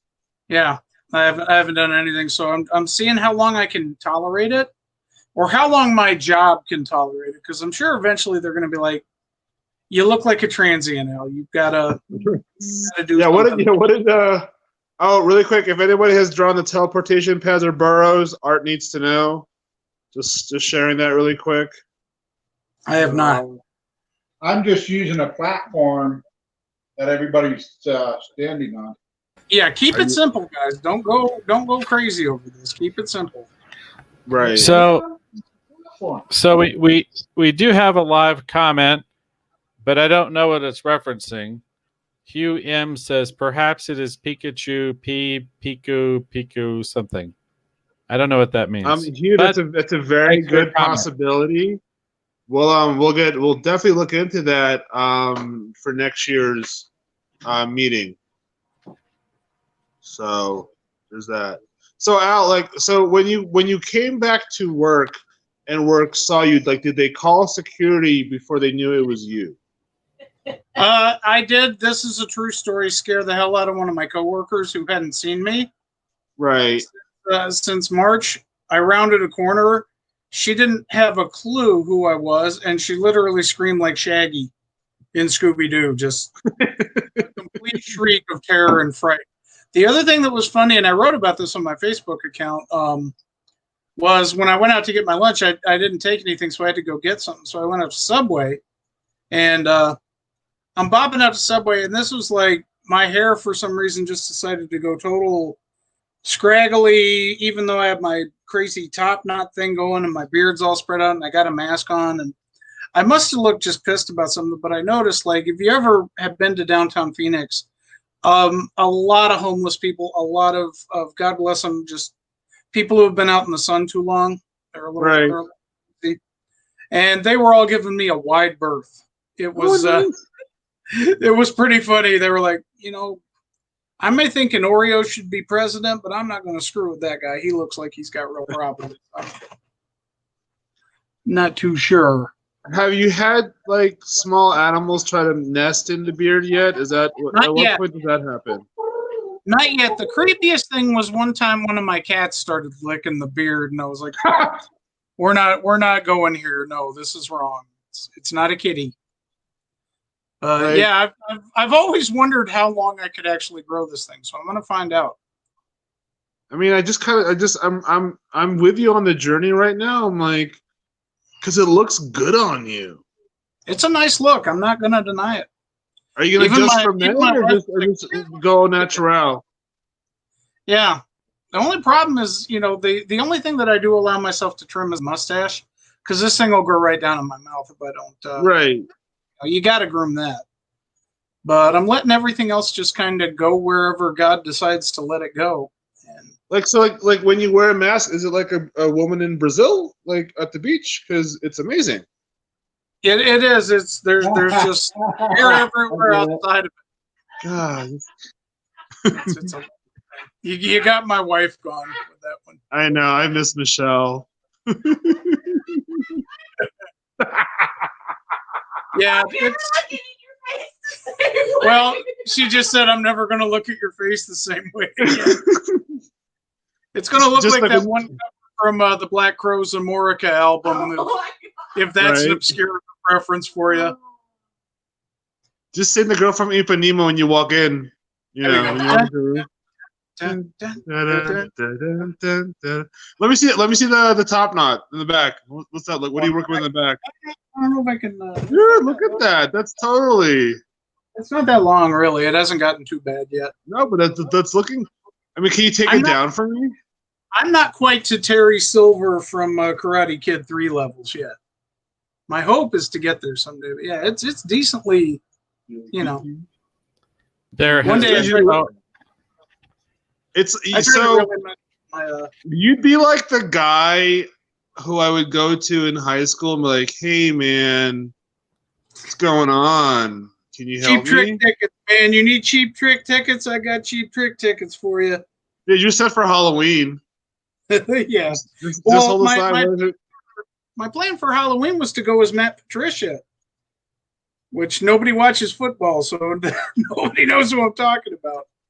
There's a Lions coach? Yeah, the Lions coach. I think I could totally nail that look. You get a Detroit Lions cap, that's all I need. And like a clipboard. And I could just walk around and yell at people. Perfect, yeah. That the Hulk? Okay, I gotta get you the. And I have to give you 40. Before I forget. But it's not gonna be something you're familiar with. So don't show it on camera. Well, I can't show you that on camera. I can't show you that on camera. Well, Wait a minute. Hey, what's this? What is this one? yeah, I'll tell you what it is later. Don't show Okay, it on okay, camera though. okay. And then The other one's dope. Did you make both? I didn't make that one. Yeah. Long story. Okay, right on. I appreciate. Yeah, dude, that looks great. That's it. I have something cool I wish I could show you, but I can't. So sucks to be all of you. Nice. Yeah. So like, how bummed were you, dude, when they officially canceled Phoenix? Because you knew it was gonna. Actually, no, I didn't think it was gonna get canceled. I was actually expecting to go this weekend or last weekend. I think last weekend we would have been in Phoenix. Next weekend, yeah. I wasn't surprised, but I know that I know they were like just fighting it to the very last bit. I'm sure. And it's not them. It's literally the venue saying we can't do this. Yeah. You know. Oh yeah. I mean that's it. We're in my day job we do a lot of trainings and conventions. We've had to cancel them all, and same deal. It's just not a good idea to put a lot of people together in the same room. Right. At the same time right now. Comic fans, myself included, are not the most hygienic bunch in the world. So right. I mean, remember when we joke, "Oh, don't catch Concord"? You're like, "Hey, no, 2020 said hold my mask." You're like, "Oh, okay." What's been fun was Dragon Con and San Diego Con. They all did virtual versions. Did you attend the virtual San Diego? I did the virtual San Diego somewhat. I didn't get to everything, and we tried to do everything that we would have normally done had we gone there. Right, and I was following that, like buy something, online, buy something that you follow, and there are a lot of them that I couldn't, like getting pizza at my favorite pizza joint or right any of that good stuff. But you found things that you could trade off with. Like my biggest issue is that it's Home Shopping Network. Yeah, it is. That's essentially what it was.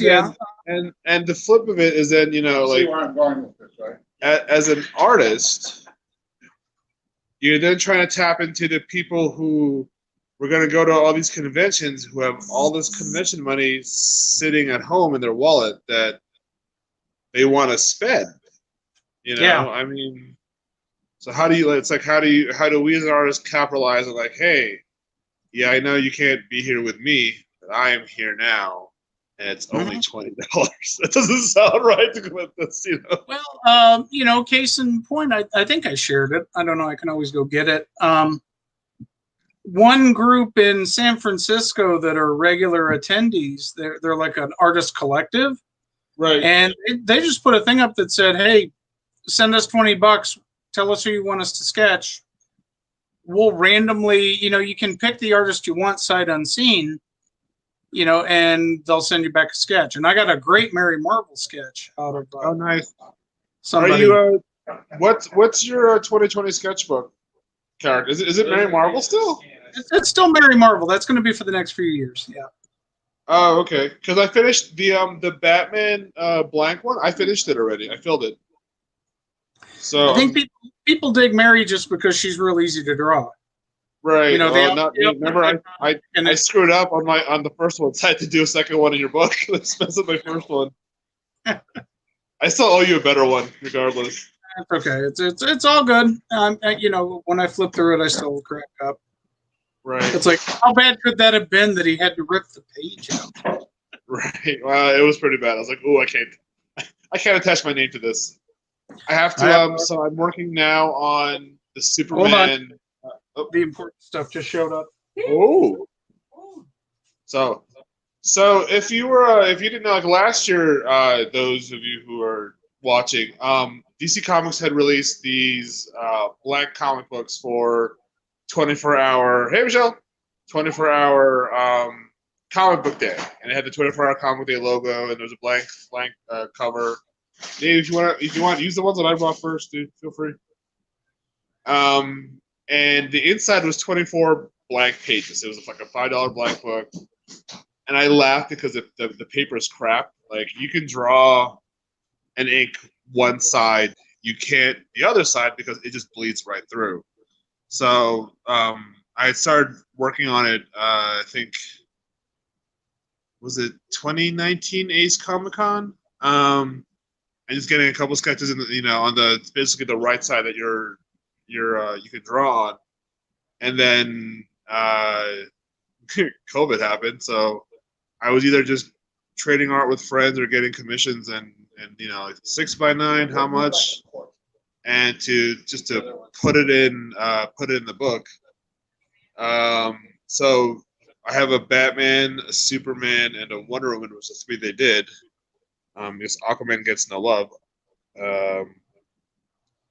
But yeah, so I finished my Superman. I finished my Batman. Last one to go in was a awesome head sketch by Andy Carrion, and really good guy. So you follow him on Instagram. He's such a good artist. Speaking of artists, here's the shameless plug. Hashtag the Janimal Draws. All one word, hashtag the Janimal Draws. If you follow Google that, you'll find my Twitter, my Facebook, my Instagram. I post a lot on Instagram. It's more of a direct, hey, I drew this look, boom. And it goes on, it'll post on my personal Facebook, but that's where I post. So, it's like I said, I'll just like everybody else, artists stuck at home, like, hey, look, when the world opens up, I've got 7 months of content that I've just been creating at home. From mystery doodles to sketch covers to just 9x12. It was like, hey, I drew this. Look, cool. I've been using the hashtag COVIDCon 2020. So that's an interesting one, especially when you see other people who use that hashtag too, to see what they've done. Yeah, man, this year it's not, as an artist, it's not the best year. You're trying to just, try not to say no when someone says, hey, can you draw me something? Because you're like, yeah, I could totally use the extra on the side because no more stimulus. But, yeah, so we doing it. I'm loving these burrows. Oh, that's too funny. I think the page I'm working on has some. So it's just a matter of, like, I'm just trying to read through through all the stuff that I've got to put on for my page. I'm gonna start working on covers. Okay. And I'm just gonna go check the chat. How many burrows are on page 13? Josh, I believe. Art. 5 burrows on 7. There are 5 burrows on 7. Art, if you can hear me, 5 burrows on 7. 5 on 7. 5 on page. Right? Trip and fall. I'm sending the number 5 code message. The 5. What's that? 5 on page 7. Art, if you want, it's easier because, like, I'm not always looking at the chat. Just sign on to the stream and you can just have yourself muted. And then just hop on when you need to. Then we'll hear you. Just saying. So, like, constantly on the stream, how many? Bulldozer. How many can you put on the stream when you like people total can fit on? Have up to 10. Up to 10. Okay. But someone's got to be in Right. there. So, and then the little sure shot. Yeah. So I think. But there was quite Let's a few. see. It's got more than I remember. It's a whole. We got a couple of things I'm working on right now. Wild Man. This probably is This is my first book that I've worked on in months. It's been a lot of just one-off drawings just for pleasure. I'm gonna perfect. start probably. One of the I've got a big commission I need to work on for a patron, for supporter of the Janimal Arts. So I have to work on that soon. And I have a wedding caricature drawing to do for a friend also, because they're getting married in November. So I gotta make sure I get that done. I like to have all these projects. I want all of these projects done in October, and then I can just kind of take a rest a bit and just be like, hey, holidays are coming up. Here's the art I have available. Come get it. So we'll see how that goes. So yeah, I know it's almost going on 7 hours. Yeah, it's such a so the first, like I said, the first year we did this, I did it with Ruskaz Muzak down in the valley, and it was I think it was 4 or 5 of us, and we were each drawing our own 24-page story, and we did it at Drawta Comics, and they have an upstairs loft that we kind of set up at. So we set up during store time, and then when it closed, when the store closed for the day, it was just us, and we're just working away. Ken Brown, good guy, just for letting us do it, and trusting us, and knowing that we're going to be in the store after hours, and it was great. Josh is there. What's up, guys? What up, Grandpa? Congratulations, by the way. I know, isn't that crazy? So how's it coming on? What page did I give you? 13? 12. 12. 12's going to cruise right along once I can get this establishing shot set up the way Al wants it. Because I see in my mind exactly what he's thinking. It's just a matter of getting my hand and my pencil to do exactly what we want. So right. Whenever we have our hand in our pencil, magic happens. You want to grip that pencil really hard and squeeze that lead out, Josh, and just make that magic happen there. We will squeeze the lead out. We'll squeeze the lead out till we're tired and we have to take a nap for a little bit and then have a sandwich. I had a big sandwich today, Josh. It was a roast beef. I had roast beef today as well. Did you? Was it hot and steamy? Because mine was. Mine wasn't, but it was better. No, I only had a half hour to eat my lunch, so I had to run to the kitchen, shove that roast beef right down really quick. That's cool. Yeah, right down the old gullet. Yeah, there you go. You just unhinge the jaw and just a gentle caress. I got you. That's it. So, what time did you start? You started like at 6 o'clock, you think? No, it was probably once I got everything set up. I think it was like 6:30, 6:45. Okay.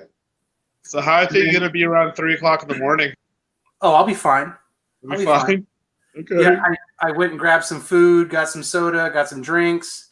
Yeah, I'm good. I'm in my room, so I just gotta crank the AC a little bit, and we'll be all right.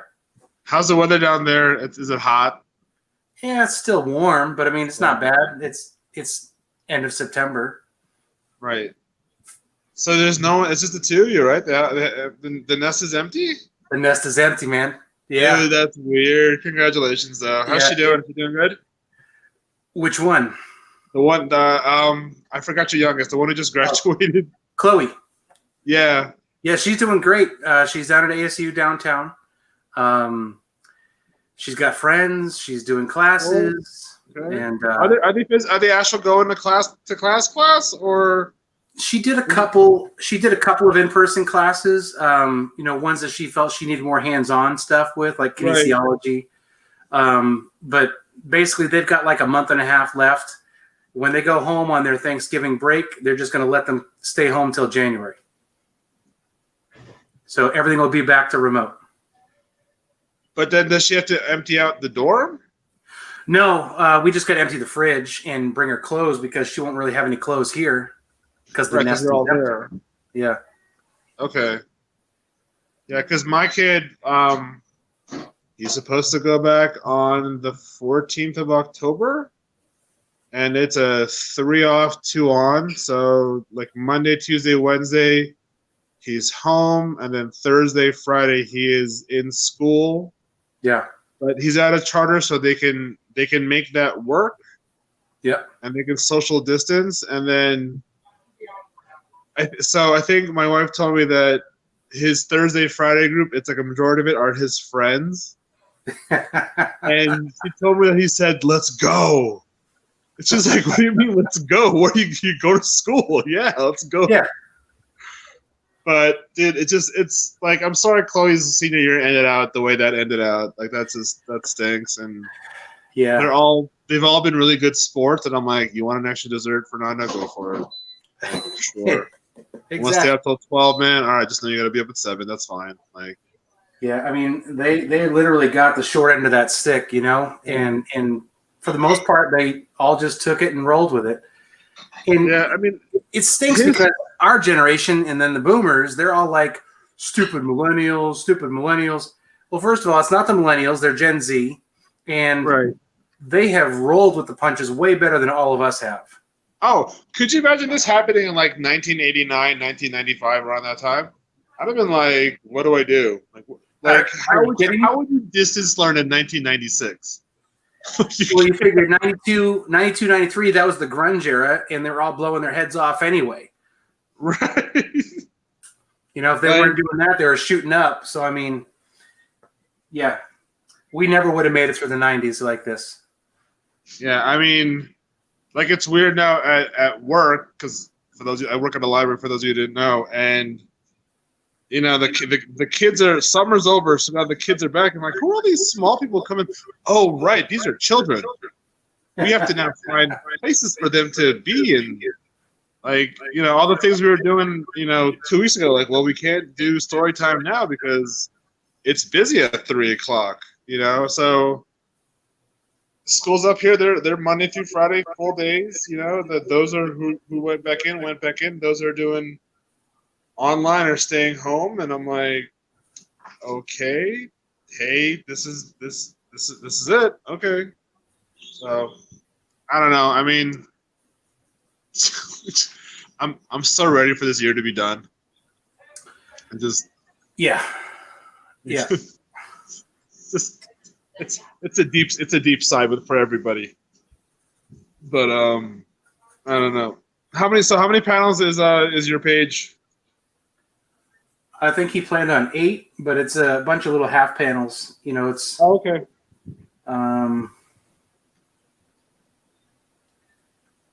I've been pulling a bunch of 5 panels, and I'm trying not to make them look so like, 1 panel, then 2, then a long one, then 2 more. So I'm trying to figure out how to change up this one.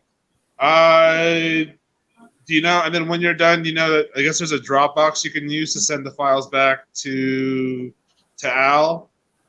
Yeah, we just using the Battle Burrows Dropbox, right? What happened? What now? The Battle Burrows Dropbox. I believe so. Yes. Okay. Yeah. Hold on. Here's my wife. We have wings on the air fryer coming up. So that's. Yeah, I mean, it's just I had a sandwich. I've got my 2 o'clock frappuccino for after my nap, and then I've got a pecan pie around probably 11. That's my little late snack. So we'll see how that goes. You have harasa pork meatloaf. Hey, so how's the backyard? By the way, it looks great. What's that? What happened? Your backyard looks awesome, dude. Yeah, we got lucky. I mean, well, we didn't get lucky. We paid a lot of money for it, but yeah, too. No, that's my wife's design, man. She did all that. Where'd you go? I don't know. Well, there you go. There's dinner. Hopefully it's good.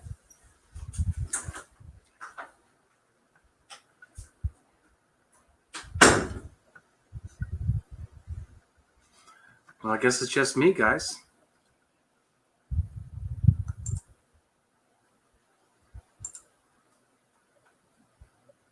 Sorry, I was cooking. It looks like Jan actually dropped out. No, that's okay. I think I'm going to drop off for just a minute. My wife just brought in food, so I'm going to wolf it down and get back to the page. All right, sounds good. Thanks, Dave. See you later. Thank you.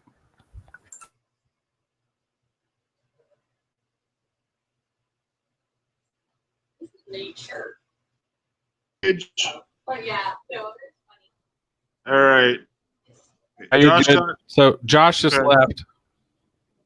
Al's mic is still on, but they're eating. So, All right, so I got to go check those wings. So, all right.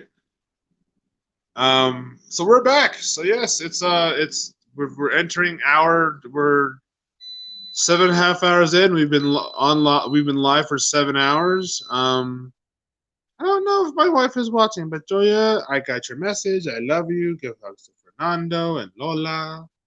So you can, that's okay. But what else? Ooh, smells delicious. It smells good. Oh, Danny went down too. Okay, but right. Oh yeah, my phone's like completely off. Off. Yep. Just let it charge. Give it the hour to charge. Yeah, just let it chill when you're ready. Yeah, because I'd kind of like to sign off for a bit, so that way I can just bag. Well, no, it doesn't matter. It's charging while I'm doing this. So it's it should be charged while right. Yeah. Otherwise, guys, we're doing it. Hopefully, like so far we're either have finished or we're up to page 13. So work has been done up to page 13. It's only 7:30. That's not bad, right? Because I'm spending like 3 hours on this one. that's okay. Yeah, because we started. Well, we had enough hands to stand that big deal. Right. Like, what was it last year or year before last? First year. Yeah, it was like 4 of us, right? Yeah, yeah, That because it the was. rest of this year. It's basically like a period of much as it could. Yeah, once you. We got done at 7 in the morning. No, we were done by 10 because I was the last page to And finish. then last year, we we were were all. all done except for wait. Yeah, so again, because I had to say You were being the host. I was being the host. So hopefully we can do this next year again in Clarkdale. So like I said, when we do the our goal and my goal, the goal when we do the fundraiser for Clarkdale was to have it always at a public somewhere public on their main street, because it's as a visual, it's great. You can just see what's going on. People kind of stop by, walk in, and look. So it was a bummer that the first venue fell through for the second year, but it was great the second year having to be this awesome Smelter Town Brewing. Obviously we can't do it there again. So hopefully there'll be other options still in town. I mean, man, if we have to, if they'll put up a tent for us with some light, we can do that. How is the pizza, Albert? Or Albert Allen? Do you know I never? Al, can you hear me? I can. So it's Alan. It's Alan, right? It's not Albert. Nope. Because I don't see you as I see you as an Albert, but Alan. You know, Alejandro, Alexander. Alexander. But Al, like Alabama, Al Sparrow is. Alabama works better than any of them. Why don't you use the phrase the sparrow's nest? Like, why is that not a thing that you use? Like, coming to you from the sparrow's nest. You know, it sounds like it's like the bat cave, but the sparrow's nest. The sparrow. Yeah. No. You know, it's like the sparrow's nest. Caw-caw! Like that's. Yes. I don't know if they do that, but that's a thing. Is that a thing? Like, That's a thing that kids do. I want to. Theme song from Greta. You're already gonna get flagged. Right. Have you ever heard theme song from Greta? It's been with that price on you. That's a that's the song, right? Yeah. That's weird. Oh, okay. Like I want to use the hashtag Fanimals. You know, so Fanimal. Because pajanimals is that those weird pajama people. Yeah. Yeah, they're like, "Oh, is that you?" I'm like, it's not me. I don't know why you ever think it was me, but it's not. It's not me. So Someone actually created an app called Clark. did they? Yeah, that's. What does it do? Oh, Trained on someone else's I think Art just realized he's got to log back in. He's like, "That's what Art," because he's not on the He has to go. So Art, if you can hear me, yeah, you log back. I think he was. Yes, but he was using the chat. Oh, okay. So yeah, Art, if you can hear me. So. I think he's still active in the stream. Oh, hold on. He hasn't been stream. Oh, he just has a mic. Yeah, no, yeah. Okay. Oh, okay. Yeah, but at least if he uses the mic, then we can hear him. So yeah. Yeah. Right. This live stream is like a seance. It's like, Al, are you there? Al, can you hear me? Make a sound. Hello. I'm calling you from the beyond. Is it cold there where you are? Is No, there I'm a in darkness? I'm in Phoenix. It is not cold. Away from the light.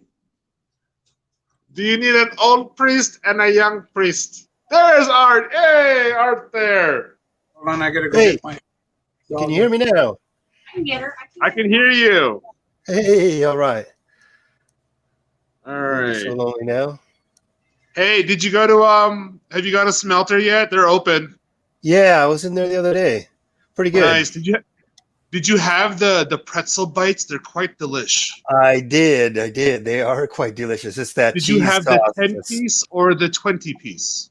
I think we had the 10-piece, but I wish I I had realized the I wanted the 20-piece when I had the Yes, 10-piece. indeed. That's what I did too. Belfry opens on Friday too. This Friday. So there's a lot of drinking you can do like a block from your house now. Ooh, it smells like college outside for some reason. That's interesting. Marijuana. Right. I was like, interesting. Well.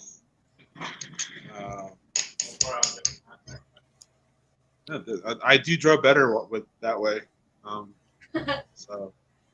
Oh, is my mic on? Sorry. Jen, I never knew that about you. Right. Hold on. Right. It's from my sciatica. It's from my sciatica.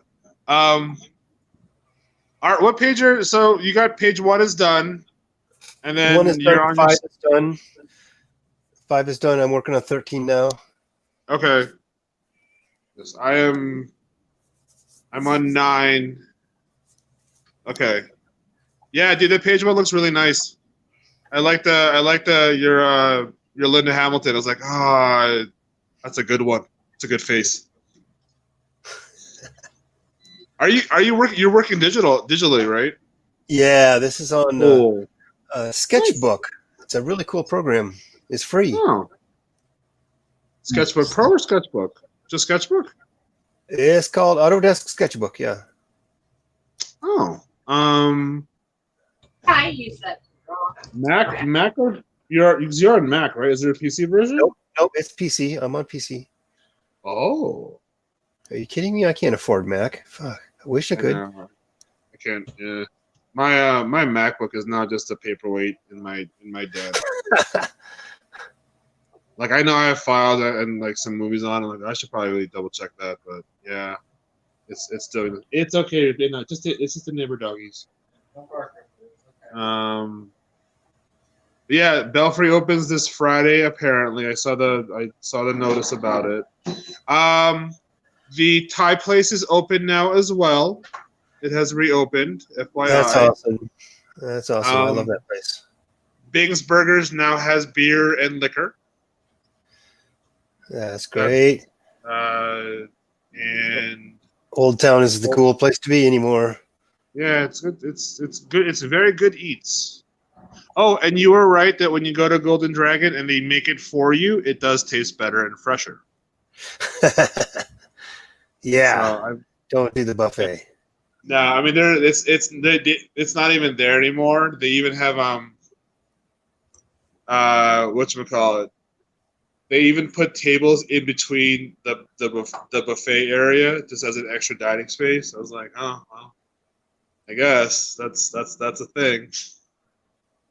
But yeah, oh dude, so I had the worst experience. I had ordered chicken wings, and I thought they'd be like the chicken wings that they had at the buffet. And either there was a miscommunication, or I don't know what. It was basically they just took some chicken, like some chicken wings, and just fried them in oil. And I don't think the oil was hot enough because it looked like a sad chicken.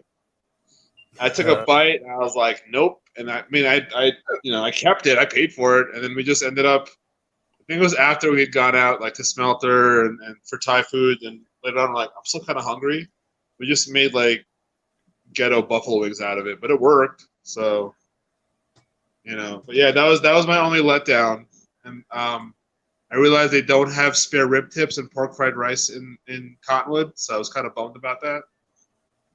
But yeah, it was the town does need better Chinese food. Oh yeah, I'm bummed the Ming House. It's just an empty lot now. Soon to be a Burger King. Whoopee. Yeah, like why can't we get a Wendy's? Wait, you guys are getting a Burger King up in Cottonwood? Yeah. Oh joy. Again. I'm sorry, I'm the only one excited by that, but I am. Oh god, they finally closed that one in Sedona. That was the worst Burger King ever in Alaska. It was there for like 30 years. It's ridiculous. Yeah, same grease too, which is the fun part about it. That is what makes us racist, but that is true. And the soda apparently, but but dude, give me a Popeyes chicken. Popeyes, that would be nice. Or even a Church's. Yeah, I'll take a Church's. Like KFC. It's not bad. I had my first KFC pot pie yesterday. I was like, I actually like the pot pie. Yeah, it was good. I was like, oh, this is But then I also had a thigh, so I still got my best of both worlds. But I was like, you know what? For a pot pie, when it's like 50 degrees outside, I'll do it again. Yeah, I like it for the wintertime for sure. It's a good winter. Because it is soup season now. So if you had to go. Top 3 soups. What are your top 3 soups, Art? My top 3 soups. Let's see. They do a really good. One of my favorite places for soup is Safeway. They've got some really good. They've got it's like a bisque. The lobster bisque there is really good. Okay, what's number 2? Number 2. That's probably my number 1. I think the lobster bisque. Should I start from start from the number 3 and go up? Yeah. Clam chowder, probably number 3. Ooh, and then what about just a good old classic chicken noodle? Okay. And then the lobster bisque. Yeah. Like I would have to go my number 3. That's hard. You're the one that caused this whole thing. I know, but because again, of all things, Safeway, they do a good tomato soup. So tomatoes, it's like tomato soup, and then tomato soup is my 3. Number 1 is a good clam chowder, which again, landlocked state, it's kind of hard. Yeah. So and then you know what? I can change up. I can go a good tomato bisque, clam chowder, and give me a good hot and sour soup. From a Chinese. I used to not have the hot and sour soup, and then I finally had it maybe 5 years ago. I was like, what? Why have I been depriving myself of this delicious treasure? Al, what are your top 3 soups? I would go first and foremost egg drop soup, which is the Chinese version of chicken noodle. Right. Yep. So there's that. As a Southerner, chicken and dumplings counts as a soup. Yes, it does. And then really those two are my absolute favorites. I'd have to go with the chicken noodle again, So you're staying in the poultry lane, basically, is what you're saying. Yeah, chicken belongs in a soup or fried. Those are the two things. Josh, what about you? Gun to your head, top 3 soups. Ooh, big fan of New England clam chowder because of where I'm from. All right, chowder. Which I feel like if Al can take chicken and dumplings as a soup because he's from the South, I'll take clam chowder because I'm from New England. I also enjoy Italian wedding. Ooh, Italian wedding with the tiny meatballs. Little meatballs. Oh, it's a good one. I really enjoy, because I'm not much of a connoisseur of anything, I enjoy Olive Garden's pasta fagioli. It's the red soup, isn't it? It's the one with the pasta and the hamburger. My wife likes the minestrone, but I like the pasta fagioli. Okay. I think it's red. Yeah, maybe it is. I don't know. It doesn't last long enough for me to notice the color. That's true. That's true. I respect that. I miss, still off topic but on topic, I miss the little fried corn, fried okra at Sizzler, and the little chicken wings and meatballs they would have in the little buffet area. I miss those. See, I've only had it like once or twice, and I just get steak because why else are you at Sizzler? Well, yeah. I miss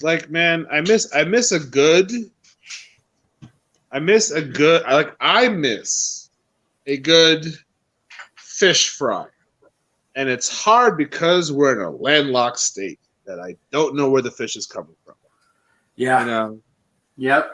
Like I miss fresh seafood. You can't get decent calamari, and if you do, you're paying out the ass on it. Sorry, language. Hey, I had some good calamari the other day, right across from the new brewery up there, at the that cafe where we got the pizza from last year. They do good calamari. Oh, really? Like the one where you can get a kayak too? What's that? The one where you can get a kayak? Kayak? Yeah, like where we were. Like it's across. Is it the one that where you get the pizzas if you order it from 1012 and you slide yeah, whatever that. Okay, I didn't know that. Right, yeah, because there's also the cafe that's like that's across the street. That the second year they brought the guy brought these delicious sandwiches and stuff, but obviously no. But okay, good to know. I mean, there's Gerardo's in Sedona, good calamari, and you paid for it because it was. Well, if you want to pay for it, the best is you got to go to Dal de Luca. Their calamari is phenomenal in Sedona. Yeah, so I went. So the film festival was in this past February, which again seems so long ago. And so Joy and I got to, in the olden time. So Joy and I got to go, and it was the one at Mariposa. And I've never been there yet. So I was going to say Mariposa. They had they served tater tots. Mariposa serves tater tots? Yeah, like during the festival. So the VIP pass that I had is roughly per person about $2,000. So I almost choked on my drink, dude. Yeah, and so like I'm there and I'm like, well, I have a VIP pass, so I can go to these fun events and whatnot. And you're serving, and straight up, even on the sign next to it, it said tater tots. Like, blow the smoke up my ass and just say it's homemade organic potato croquettes. You sure to stay? Oh. Right. This is my opinion. It does not reflect the rest of everybody else here, but just the fact that like for the money that people are spending to be at this event, you're serving tater tots, and at the same time during their lunches they serve tomato soup. Again, people are paying a pretty penny to be at these events, and that's what they're being served. I was like, Okay then. Yay. So yeah, I'm not. I don't. They don't get my money. You know. So Alec, can you hear me? Top. Oh, his volume. Because well, he can hear you on mine. Oh. I hear a voice from somewhere. It's God. We have to talk. Oh. That's not right what you did last night, but don't worry about it. Top 3 soups. You have to ask the hard questions, don't you? I do. Because we're killing time till dinner's ready, so. Well, yeah, like lobster bisque if I'm near the ocean. Well, Chicken. good call. And bowling for. Wait, the last 2? Chicken and bowling for soup. Bowling Which is not a soup. soup, it's a band, but you know, you asked me. Nice. Yes. Were you expecting us to break into the Phineas and Ferb theme song as a group? Because that would be weird. It's 104 days to summer vacation. And school comes along just to end it. But the something problem of our generation. Okay, I guess we're the only ones who like kids. Never mind. You and I can sing it later. We'll put it as an extra for anyone who pledges money. Yeah, I feel like either I just dated myself or I dated my kids and made them feel older than they are. Well, if you dated your kids, you'd have to be from like Arkansas, so don't worry about it. Again, just my opinion, not retro road. Don't worry about it. But hey, at least you didn't say Kentucky. What? Okay, so doing the fries right now. Okay. Sorry about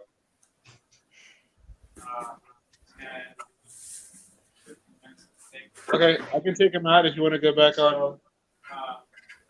Wings are ready. Yeah. I can do the fries. No, I can do the fries. I can. Man, I have an air fryer. I've dabbled in the air fryer arts before. Not. I do. I've earned the right of primo winger, first wing. So, all right. I'm gonna step away. If anybody else wants to take over, I would appreciate it. So I'm gonna just mute my mic. I also have to go to the bathroom, so that's an overshare. That's on me. Definitely an overshare.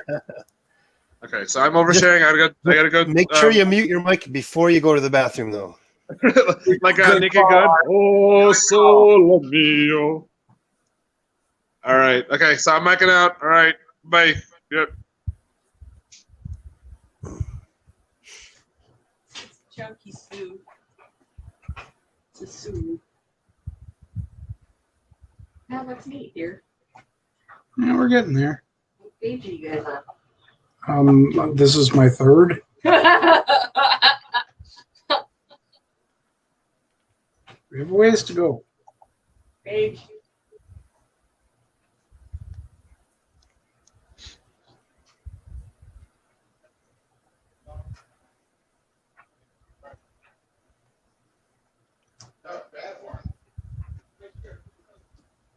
You saw me feeding them the mustard, honey mustard stuff.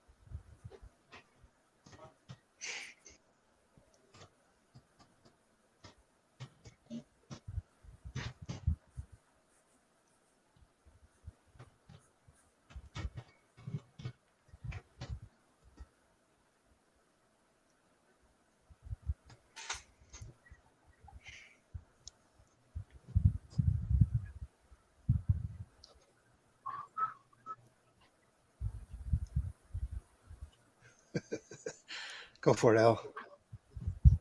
What am I doing? You started whistling. I thought you were going to whistle us Oh, a no, song. no. It's,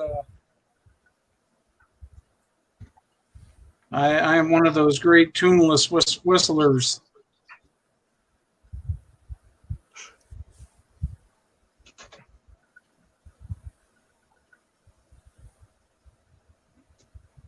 You been playing your guitar much, Al?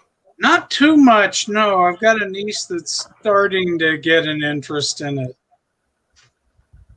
So I'm not. She hasn't quite figured out why the bass is got 4 strings and. Ethan's got 2,000 in my Cash App. A locked user. All that good stuff, but she likes the mandolin. She's a real fan of it that I've got because it's pretty. Yeah. So that I think is her interest with that one is just that it's real pretty. And I'm like, well, there's more to it than just it being pretty. You've got to, learn how to play it and everything. And she's not quite at that stage yet. She just likes to look at them.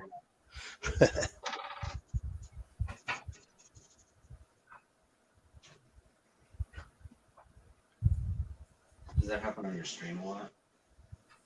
It does from time to time.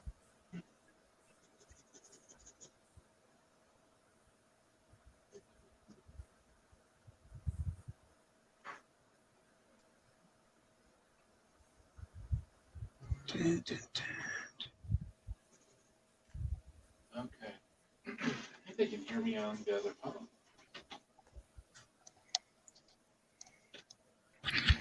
Okay, so I apologize for being MIA. I was the one who was cooking, so I think we're gonna run a in the studio episode here just to fill a little bit of time.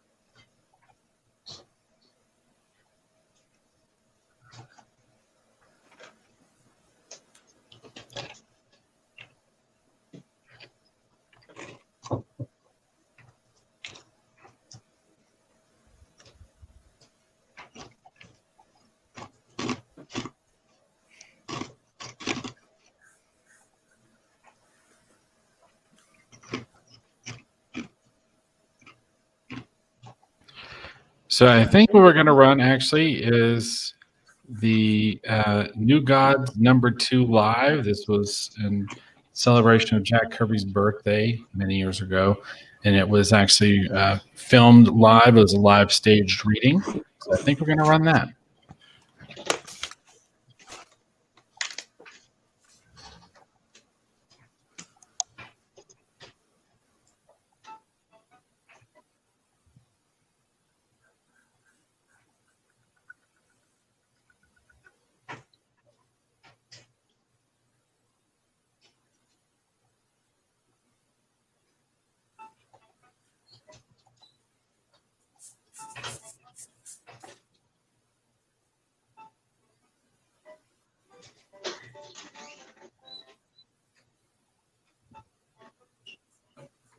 I yield to you, sir. You look like you're not very. Oh my gosh, you Stormtrooper, you're doing habits. Silent. Oh.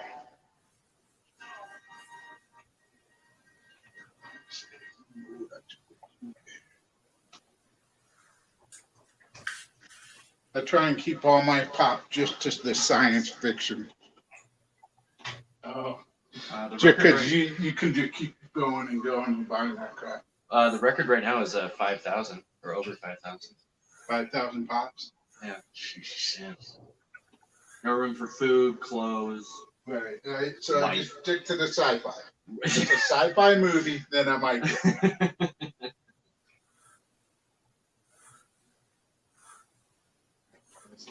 I always forget to click this. There's this little button you have to click. You already got your stuff, doggy.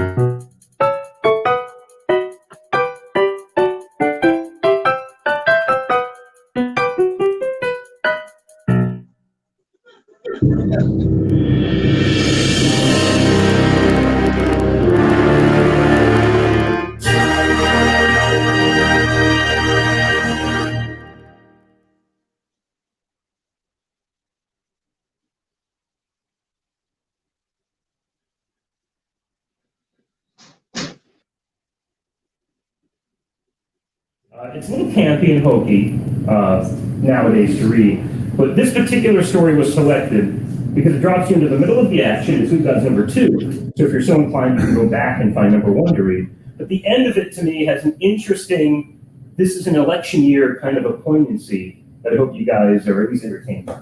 So with that, I'm going to introduce our players, and we'll get on with the show. Coming up first, you know her as the host of Pep Rally. Find that on Facebook to know where the next showing is, a local show, variety show. She's also a frequent player in the store's objection. You can find her website below at Hattie.com. It's Hattie Jean Hayes, everybody.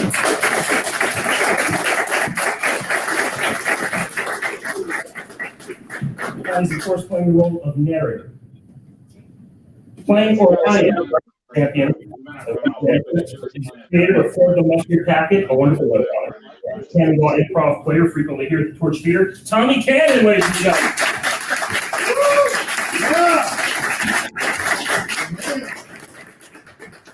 Producer of many shows at Space 55, a wonderful collage artist in his own right. You can find his work at AshleyNaftTool.com. That's appropriate because his name is Ashley Naftool.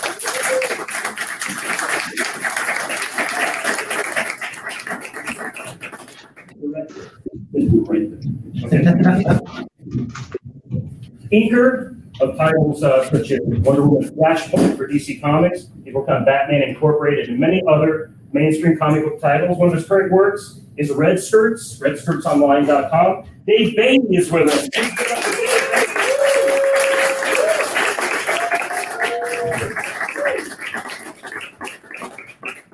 You know him as a local performer, the leader of the Arcana Collective. He is the host of Fire Stage at the Firehouse. It's Ernesto Moncada, everybody.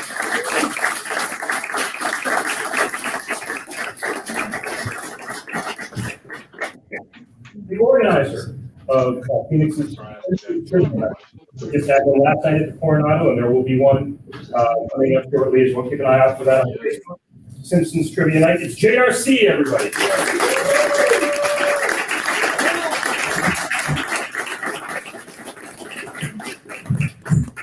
JRC is the Meryl Streep of this performance, and that he's playing everybody.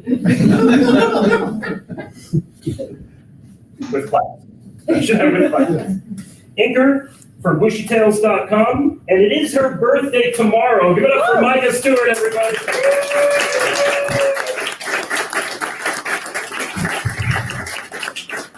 It's her birthday tomorrow. Let's sing happy birthday for her right now. 1, 2, 3. Happy birthday to you. Happy birthday to you. Happy birthday, dear Micah. Happy birthday to you.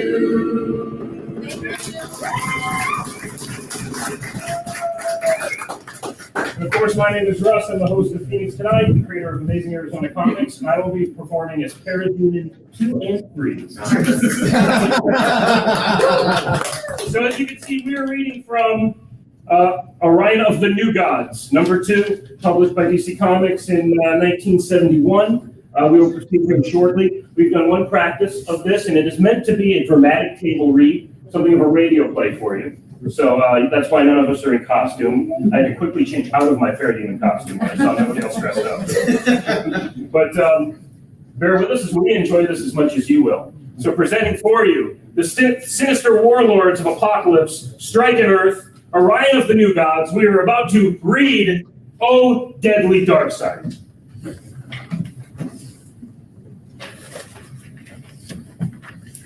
It came to pass that the Holocaust which destroyed the old gods split their ancient world asunder and created in its place 2 separate and distinct homes for the new forces to rise and grow and achieve powers to move the universe in new ways.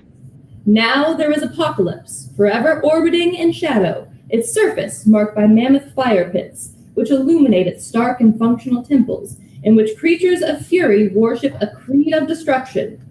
And moving with majestic serenity, in eternal partnership with the seething giant is its sunlit sister world, New Genesis. New Genesis is a world caught up in the joyful strains of life. There are no structures on its green surface except those which serve the cause of well-being. Destiny's road is charted in the city, massive yet graceful, gleaming on its great platform, a skyborne satellite drawn in endless silence by its hidden mechanisms. As the seeds of the old gods still live, so do the seeds of that ancient Holocaust, and now they have flowered and borne sinister fruit. Behold, Highfather is linked with the source. See, the hand appears and reveals the world. Again it writes, in letters of flame, war, the decisive conflict between New Genesis and Apocalypse. True, Ladre. Our champion Orion is already in the battle. Now others must follow. I am one of those assembled, Highfather. I am eager to join Orion. You are the youngest of those assembled, Ladre. Your time to clash with monsters is not here yet. Conflict is a sorrowful state. Those who follow Orion will learn from him to endure his terrors and loneliness. He alone has been fighting his monsters from birth. But this is the ultimate battle, Highfather. Darkseid, ruler of Apocalypse, has loosed his minions on Earth, among men. Orion is there. He is my friend. Let me join him. No, Ladriel. The time is not yet. It is my command. On Earth, the home of mortal man, Orion the hunter moves among strange allies and fearful enemies. Man is only dimly aware of the forces maneuvering, lunging for alignment on his world. For somewhere in man himself is the key to victory for the warring factions of the New Gods. Hold, friends, do not enter this room. It is accursed. Welcome to Earth, Orion. It is known to me that you raid Apocalypse before arriving here. That can only be Darkseid, number 1 of my top 10 nightmares. I rescued you from Apocalypse, my friends, and he's number 1 there, too. Then he... Yes, you broke the peace, Darkseid. You took Earthlings from their world. I dare anything. I'm Darkseid. King of the damned, I can finish you now. Finish me and you finish yourself. You hesitate, Orion. You can sense why. You don't know, do you? The Darkseid is free of mysteries. He can act. Your fighting arm strikes, Master.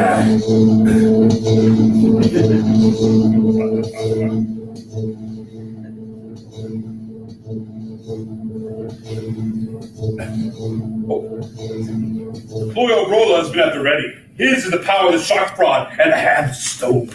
The shock prod hisses and stuns and lashes at Orion, who finds no escape from it. I shed my Astroforce equipment. I am caught without defense. I'll have to risk the shots and turn on my adversary.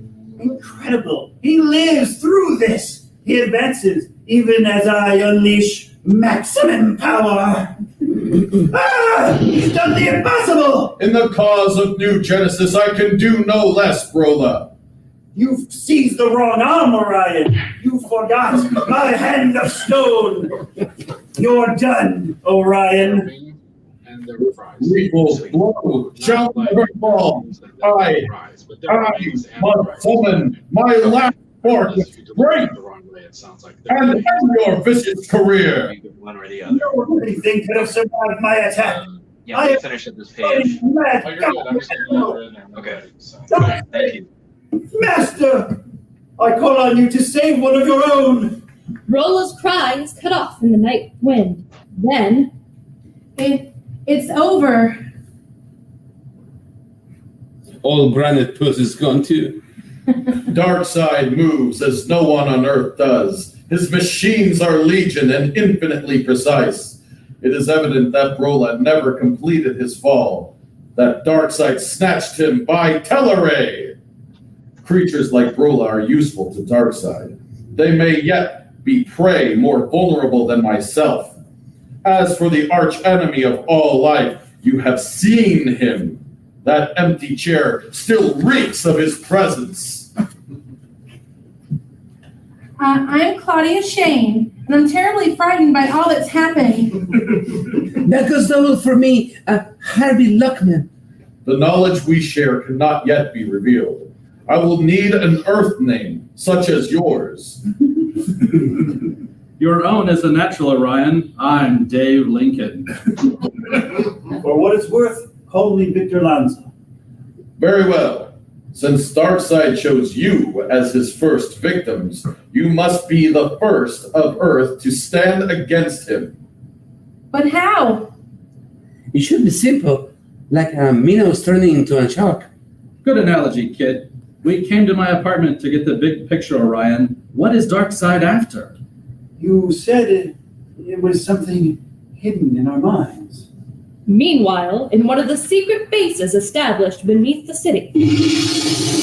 The telephone activates. Darkseid and Brola appear. Hail Darkseid! Hail ruler of Apocalypse! The Master has met Orion and brings news of a victory. Look at what Brola think again.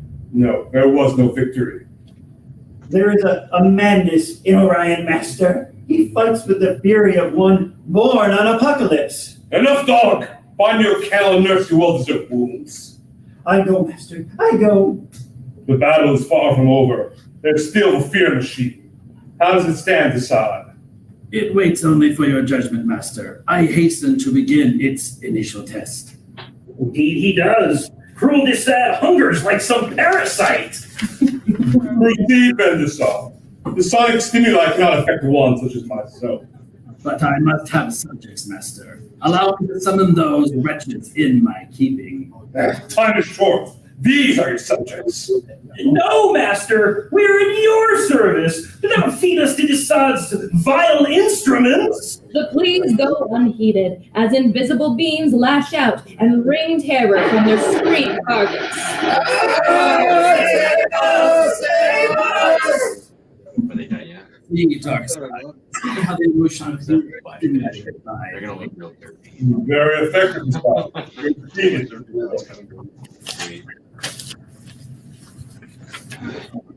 Emotional turmoil breaks the dikes of the mind, releasing the flood of the dream of visions. Perhaps in this very city is the mind which will yield the anti-life equation, ability to control all free will. Yes, yes. This time we must strike among larger numbers, ever larger. I have a field model placed in a strategic point of this city. It waits your approval, great Darkseid. Strike then, Dyshan. Strike fear among those masterminds. Meanwhile, Orion orients his friends on the great scope of the war. What is this thing, Orion? It's some kind of box. Why must we touch it?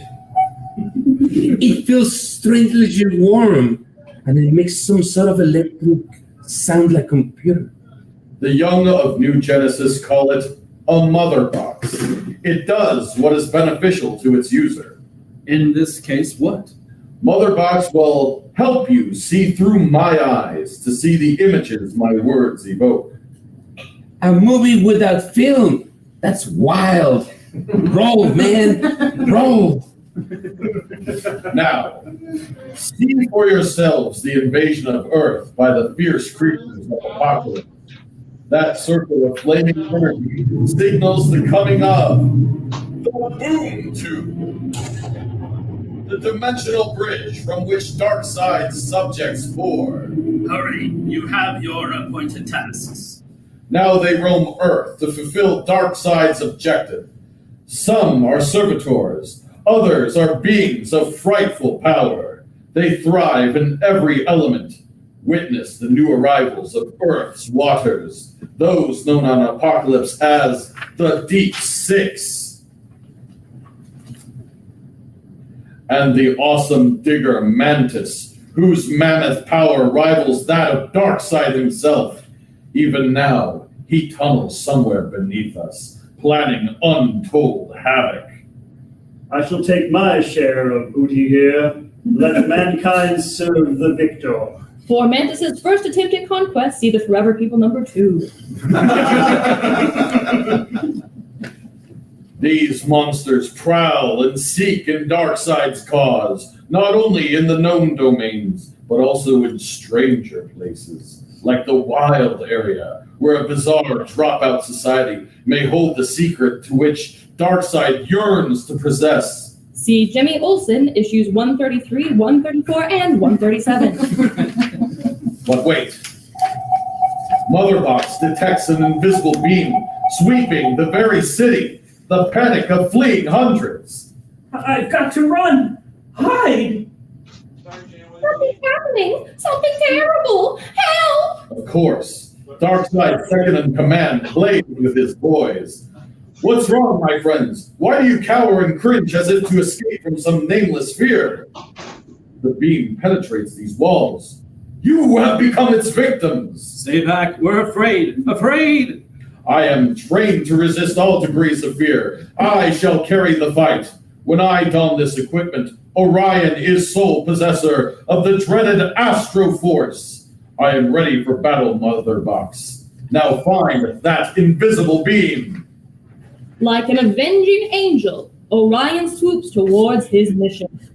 The city is loud with sounds of hysteria. I must be swift. Help! Save me! Look out! The drivers of vehicles are mad with fear. I must halt the spread of casualties. Quickly, Motherbox. Lives are at stake. Lock on to that beam. Now to follow the beam. So that's it. A fear generator disguised as a great billboard. Clever, Dyshan. The Astroforce shall cleanse this foul spot. But the sign is protected. Light bulbs erupt in a deadly fusillade of cosmic force. I'm hit! Forced back! Orion fires even as he falls. I've done it! The beam is destroyed! But the speed of this descent could mean the end of Orion. A firing of the Astroforce shall slow my fall! That's much better. I'm achieving proper flight position. Luckily, the street below is empty of passers-by. So the battle is renewed. The enemy will use new weapons, but I shall find them and destroy them. And at that moment, Orion reports us again. He might have practiced here, were it not for my protective shields. General Ryan, is your fear machine healed? Face the pathways to see. Ryan made a mockery of this test. When we capture him, give him me. There was going to be more involvement. Friend by your name. You never take what's with Orion captive. This kind dies in battles and death with great infirmity. The great dark side rises quickly to the defense of an enemy. Orion is an enemy to be respected. Yes, I it like is strange how very like us he is in his fierceness. More character. Orion, my old son. You'd be nothing to the purpose of our mission. And that mission we must not fail. Later, in Dave Lincoln's apartment. I'm still shaken. I've never known such fear. Thanks to Orion, the machine was wrecked. But I've taken enough. I'm ready to help fight Darkseid. I'm scared silly, but count me in. Whatever I can do, consider it done. I'm at your service, Orion. We shall work together then. Somehow we shall find the means to rally whenever Darkseid shows his hand. And I shall strike with these. Though I be a peaceful new Genesis, I shall strike with more ferocity than can be mustered in all apocalypse. And in the end, O Earth, which of the two shall win in your domain? Next issue, the Black Racer was coming. Who was he after, you or... Ladies and gentlemen, the New Gods number 2.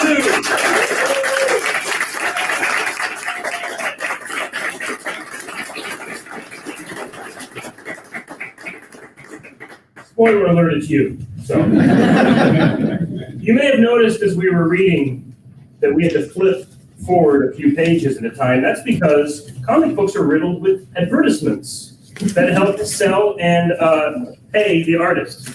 We've decided to each read one of those advertisements for you, so you don't miss out on the complete experience of the comic.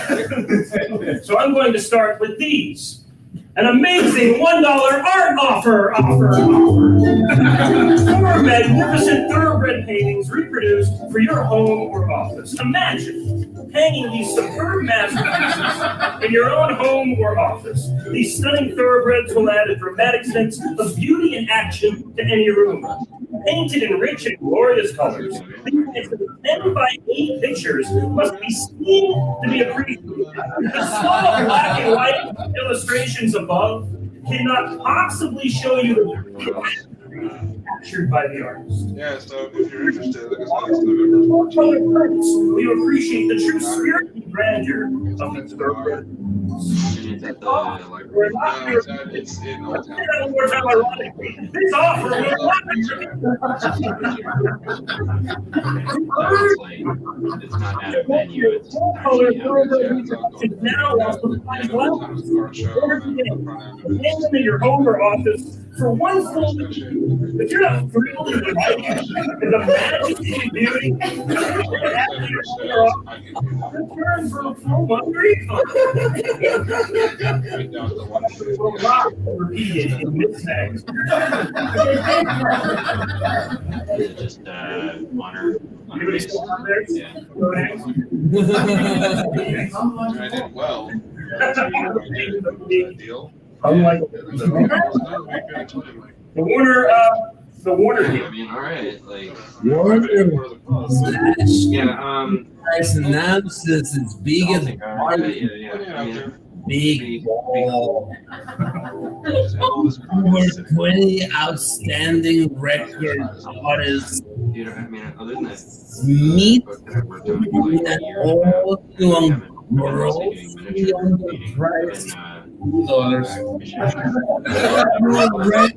Set, half of it's commission based. including Just green. Guild, Keeping me busy, keeping me out of trouble. Grateful Dead, Neil Young, the Mothers of Evolution or something. Some guy. Fleetwood Mac. The Kids. Another guy. Irresistible.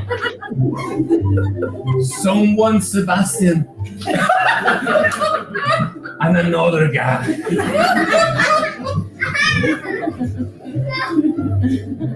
$1 or $2. The Big Hollow Bike Stakes. Boys, girls, get the big Holloway bike stakes. Win a free bike. 300 winners for the makers of Slowpoke, Black Cow, and Milk Duds. 50 first prizes. Get top quality, fully equipped, 3 speeds, generator lighting, stand, caliber for works. Boys model, girls model, 100 second prizes, the Roadmaster Renegade, cantilever frame, chrome plated saddle braces, large banana saddle, chrome rim, knobby tires, coaster brakes, boys model, girls model. 150 third prizes, Baja Bike, twin truck enterprise, direct drive bell, bearing sprocket assembly, diamond tread tires, embossed saddle, chain guard. Sex model. Limited time only, so enter now. Here's all you have to do. Rules. Send your name and address together. 1 minute side note, Black Cow label, or a piece of paper. 3 by 5. Don't do handwritten in plain blood letters, but block letters. 3 by 5. The words Milk Duds, Slowpoke, or Black Cow. No further necessary. Indicate whether you prefer a boy's bike or a girl's bike. Mail each entry the hollow bike saddles. Enter as often as you like. Each entry must be placed in a separate stamped addressed envelope. Entry must be postmarked no later than March 31st, 1971. Received on April 10th, 1971. Winners be chosen by drawing 10 days after the close of bike stakes.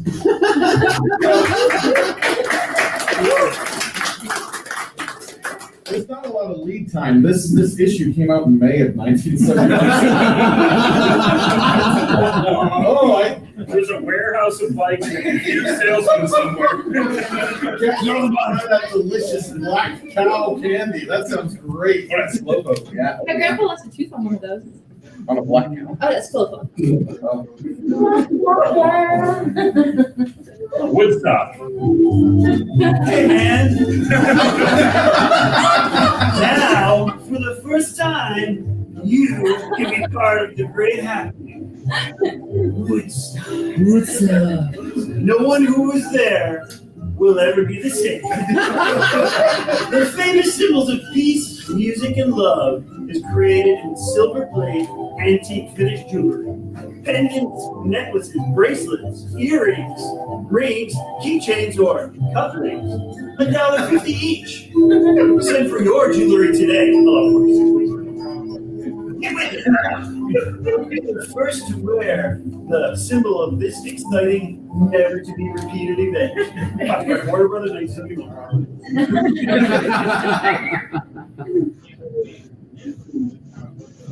Make money, get prizes. With fast-selling American seeds.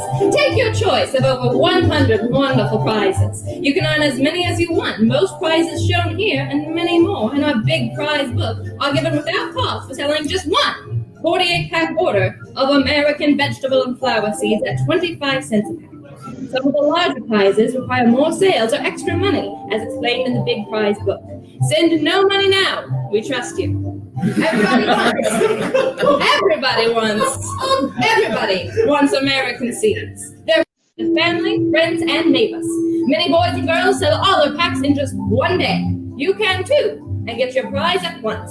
Or if you want money instead of a prize, keep $4 for every 48-pack order you send. Use these coupons only to order your seeds. Fill out one of these coupons and mail in an envelope. Little David Peterson from Michigan says, I sold over 500 packs and earned a bicycle. And little Gloria Fawcett from Florida says, customers of American feed and still easy to sell. Prizes include a flash camera, chemistry sets, wristwatches, a 30-foot telescope, volleyball set, a Apollo set and bottle, and a quarter.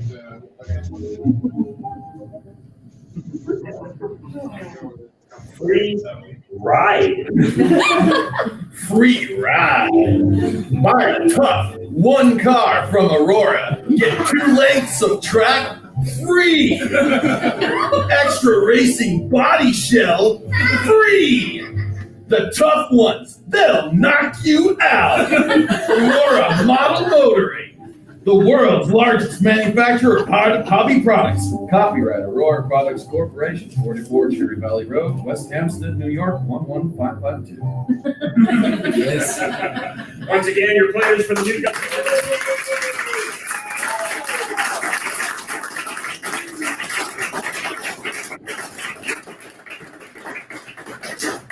Thank you, rest of the award.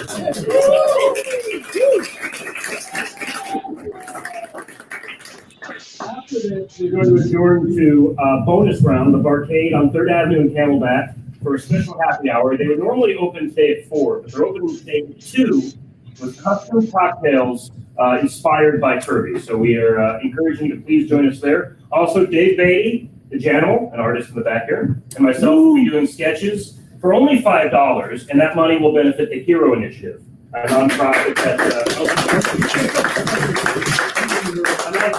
the Kirby estate itself endorses and donates to as well. Before we conclude this portion, though, we have the benefit of Dave Beatty, professional artist here that's worked on many great comic books for DC and others. And I thought it would be nice to hear his insight into Kirby's influence over his work and comic book work in general. So we will conclude with some thoughts from Dave Beatty. Thank you. As Russ said, I've been a professional comic artist for many, many years now. My first exposure actually to Jack Kirby was actually about the time that the 1979 Captain America movie came back. If anyone remembers the classic.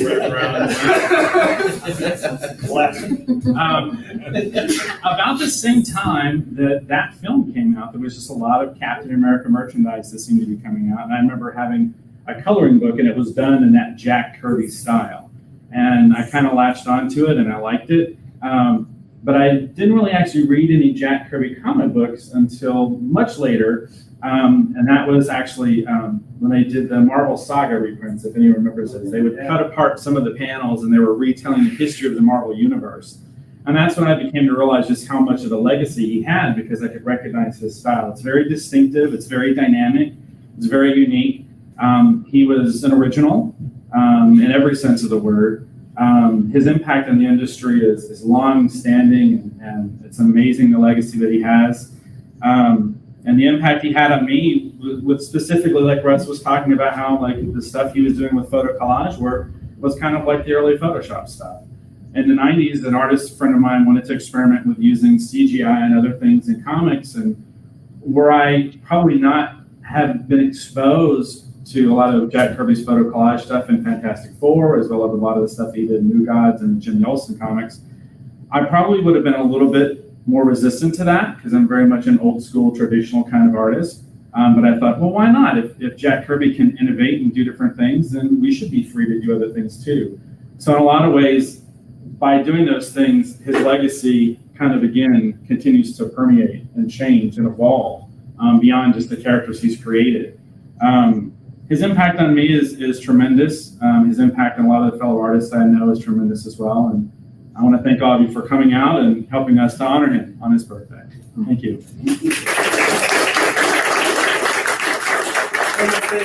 Obviously, you can find Jack's work in a lot of collections like this available on Amazon. Number 2 is projected behind you, courtesy of Martin Scott in the sound booth in the back. He painstakingly removed the lettering done by John Costanza in the original comic, but he removed the lettering so that the actor's words truly drove the story, and that's no easy feat. So speaking of Photoshop and collage techniques, Marty did that, and sound effects. And to the George Theater for hosting us this year, thank you. Next year, Jack would have turned 100 years old if he were still with us.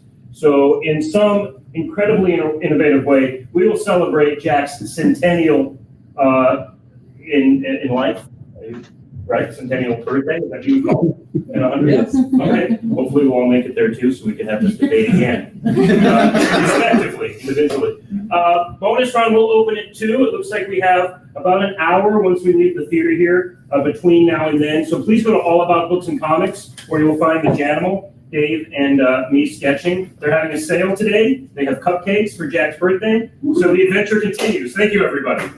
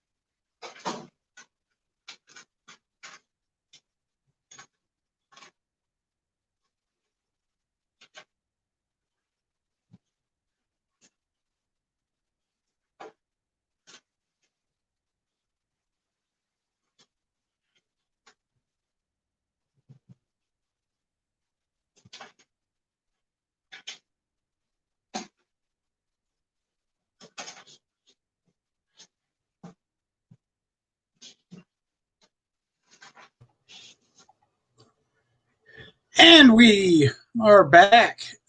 Looks like everybody else is gone, so I'm here. So now I'm the god, and you're all stuck with me, the letterer. You poor guys. So we are about 3 pages done. I'm just going through and tweaking a few of the others while I wait for more stuff to come in. I think the other guys are all grabbing some grub. I did that earlier as well. I hope you enjoyed watching that dramatic reading. For those of you who don't know Russ Kashmerek, I hope I said your last name correctly, Russ, if you ever watched this. But he does kind of a Tonight Show type thing. I don't know how much of it he's been able to do since he's gone and, we've had this whole quarantine mess. I don't know how much he's been able to pull off of it or whether he's just doing it virtually, kind of like we're doing this 24-hour comic thing. But it's very entertaining. As you can see, they do all kinds of fun stuff and always something special for Jack Kirby's birthday. And Jack Kirby, for those of you who don't know, is kind of, I guess you could say he's the grandfather of comics for a lot of people. Everybody who is a comic artist of any stripe was influenced by Jack Kirby. And if they don't agree to that, they're lying to you, flat out. Because the people who influenced them were in turn influenced by Kirby. His work is amazing. It's a style that is wholly and uniquely his own. And, on a personal level, I've enjoyed a lot of what he read. I don't consider myself a great artist by any stretch of the imagination. But even I can learn a lot just by studying his pages. So if you're ever curious, just go ask your local comic guy about Jack Kirby. They will be more than happy to set you on the path of knowledge.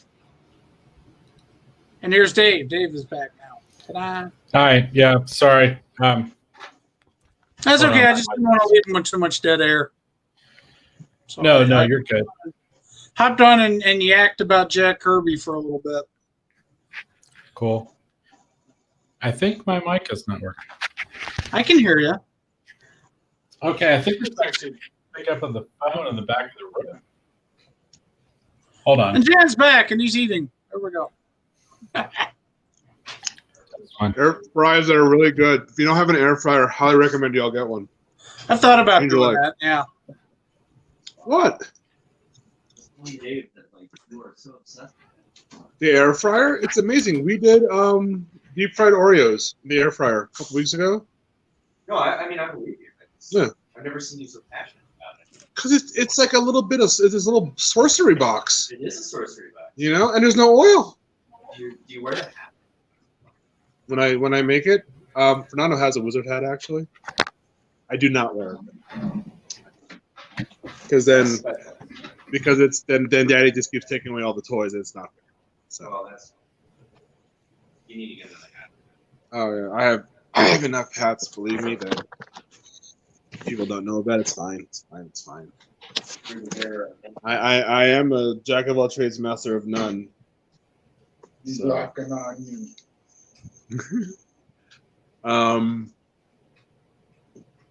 Al, hey, so how many pages are done and lettered? Like 3. Dun dun dun.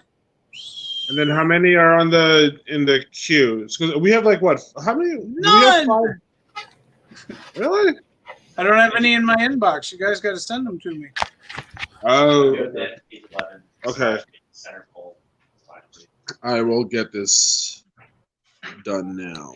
That's okay. I'm going back and I'm embiggening some of the text for some of the earlier pages. I think we can get away with 8 point instead of 6. So what about 10? I like 10. 10? Can we stop for a second? Yeah. Okay.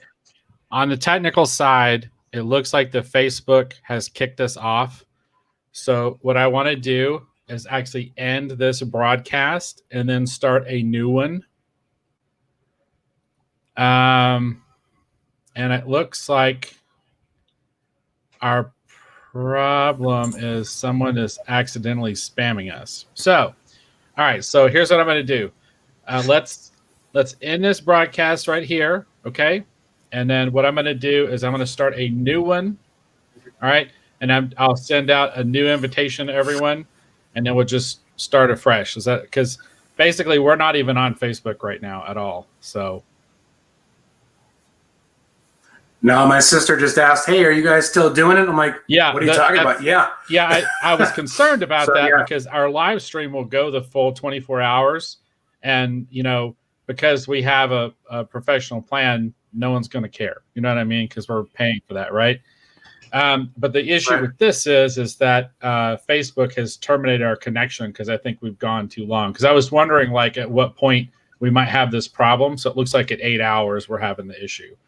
So let me just, I'm going to end this broadcast, and now I'm just going to start another one, and I'll just re-invite everybody back in. So just kind of keep an eye on your emails. Okay. Okay. All right, cool. Thank you. Sounds good.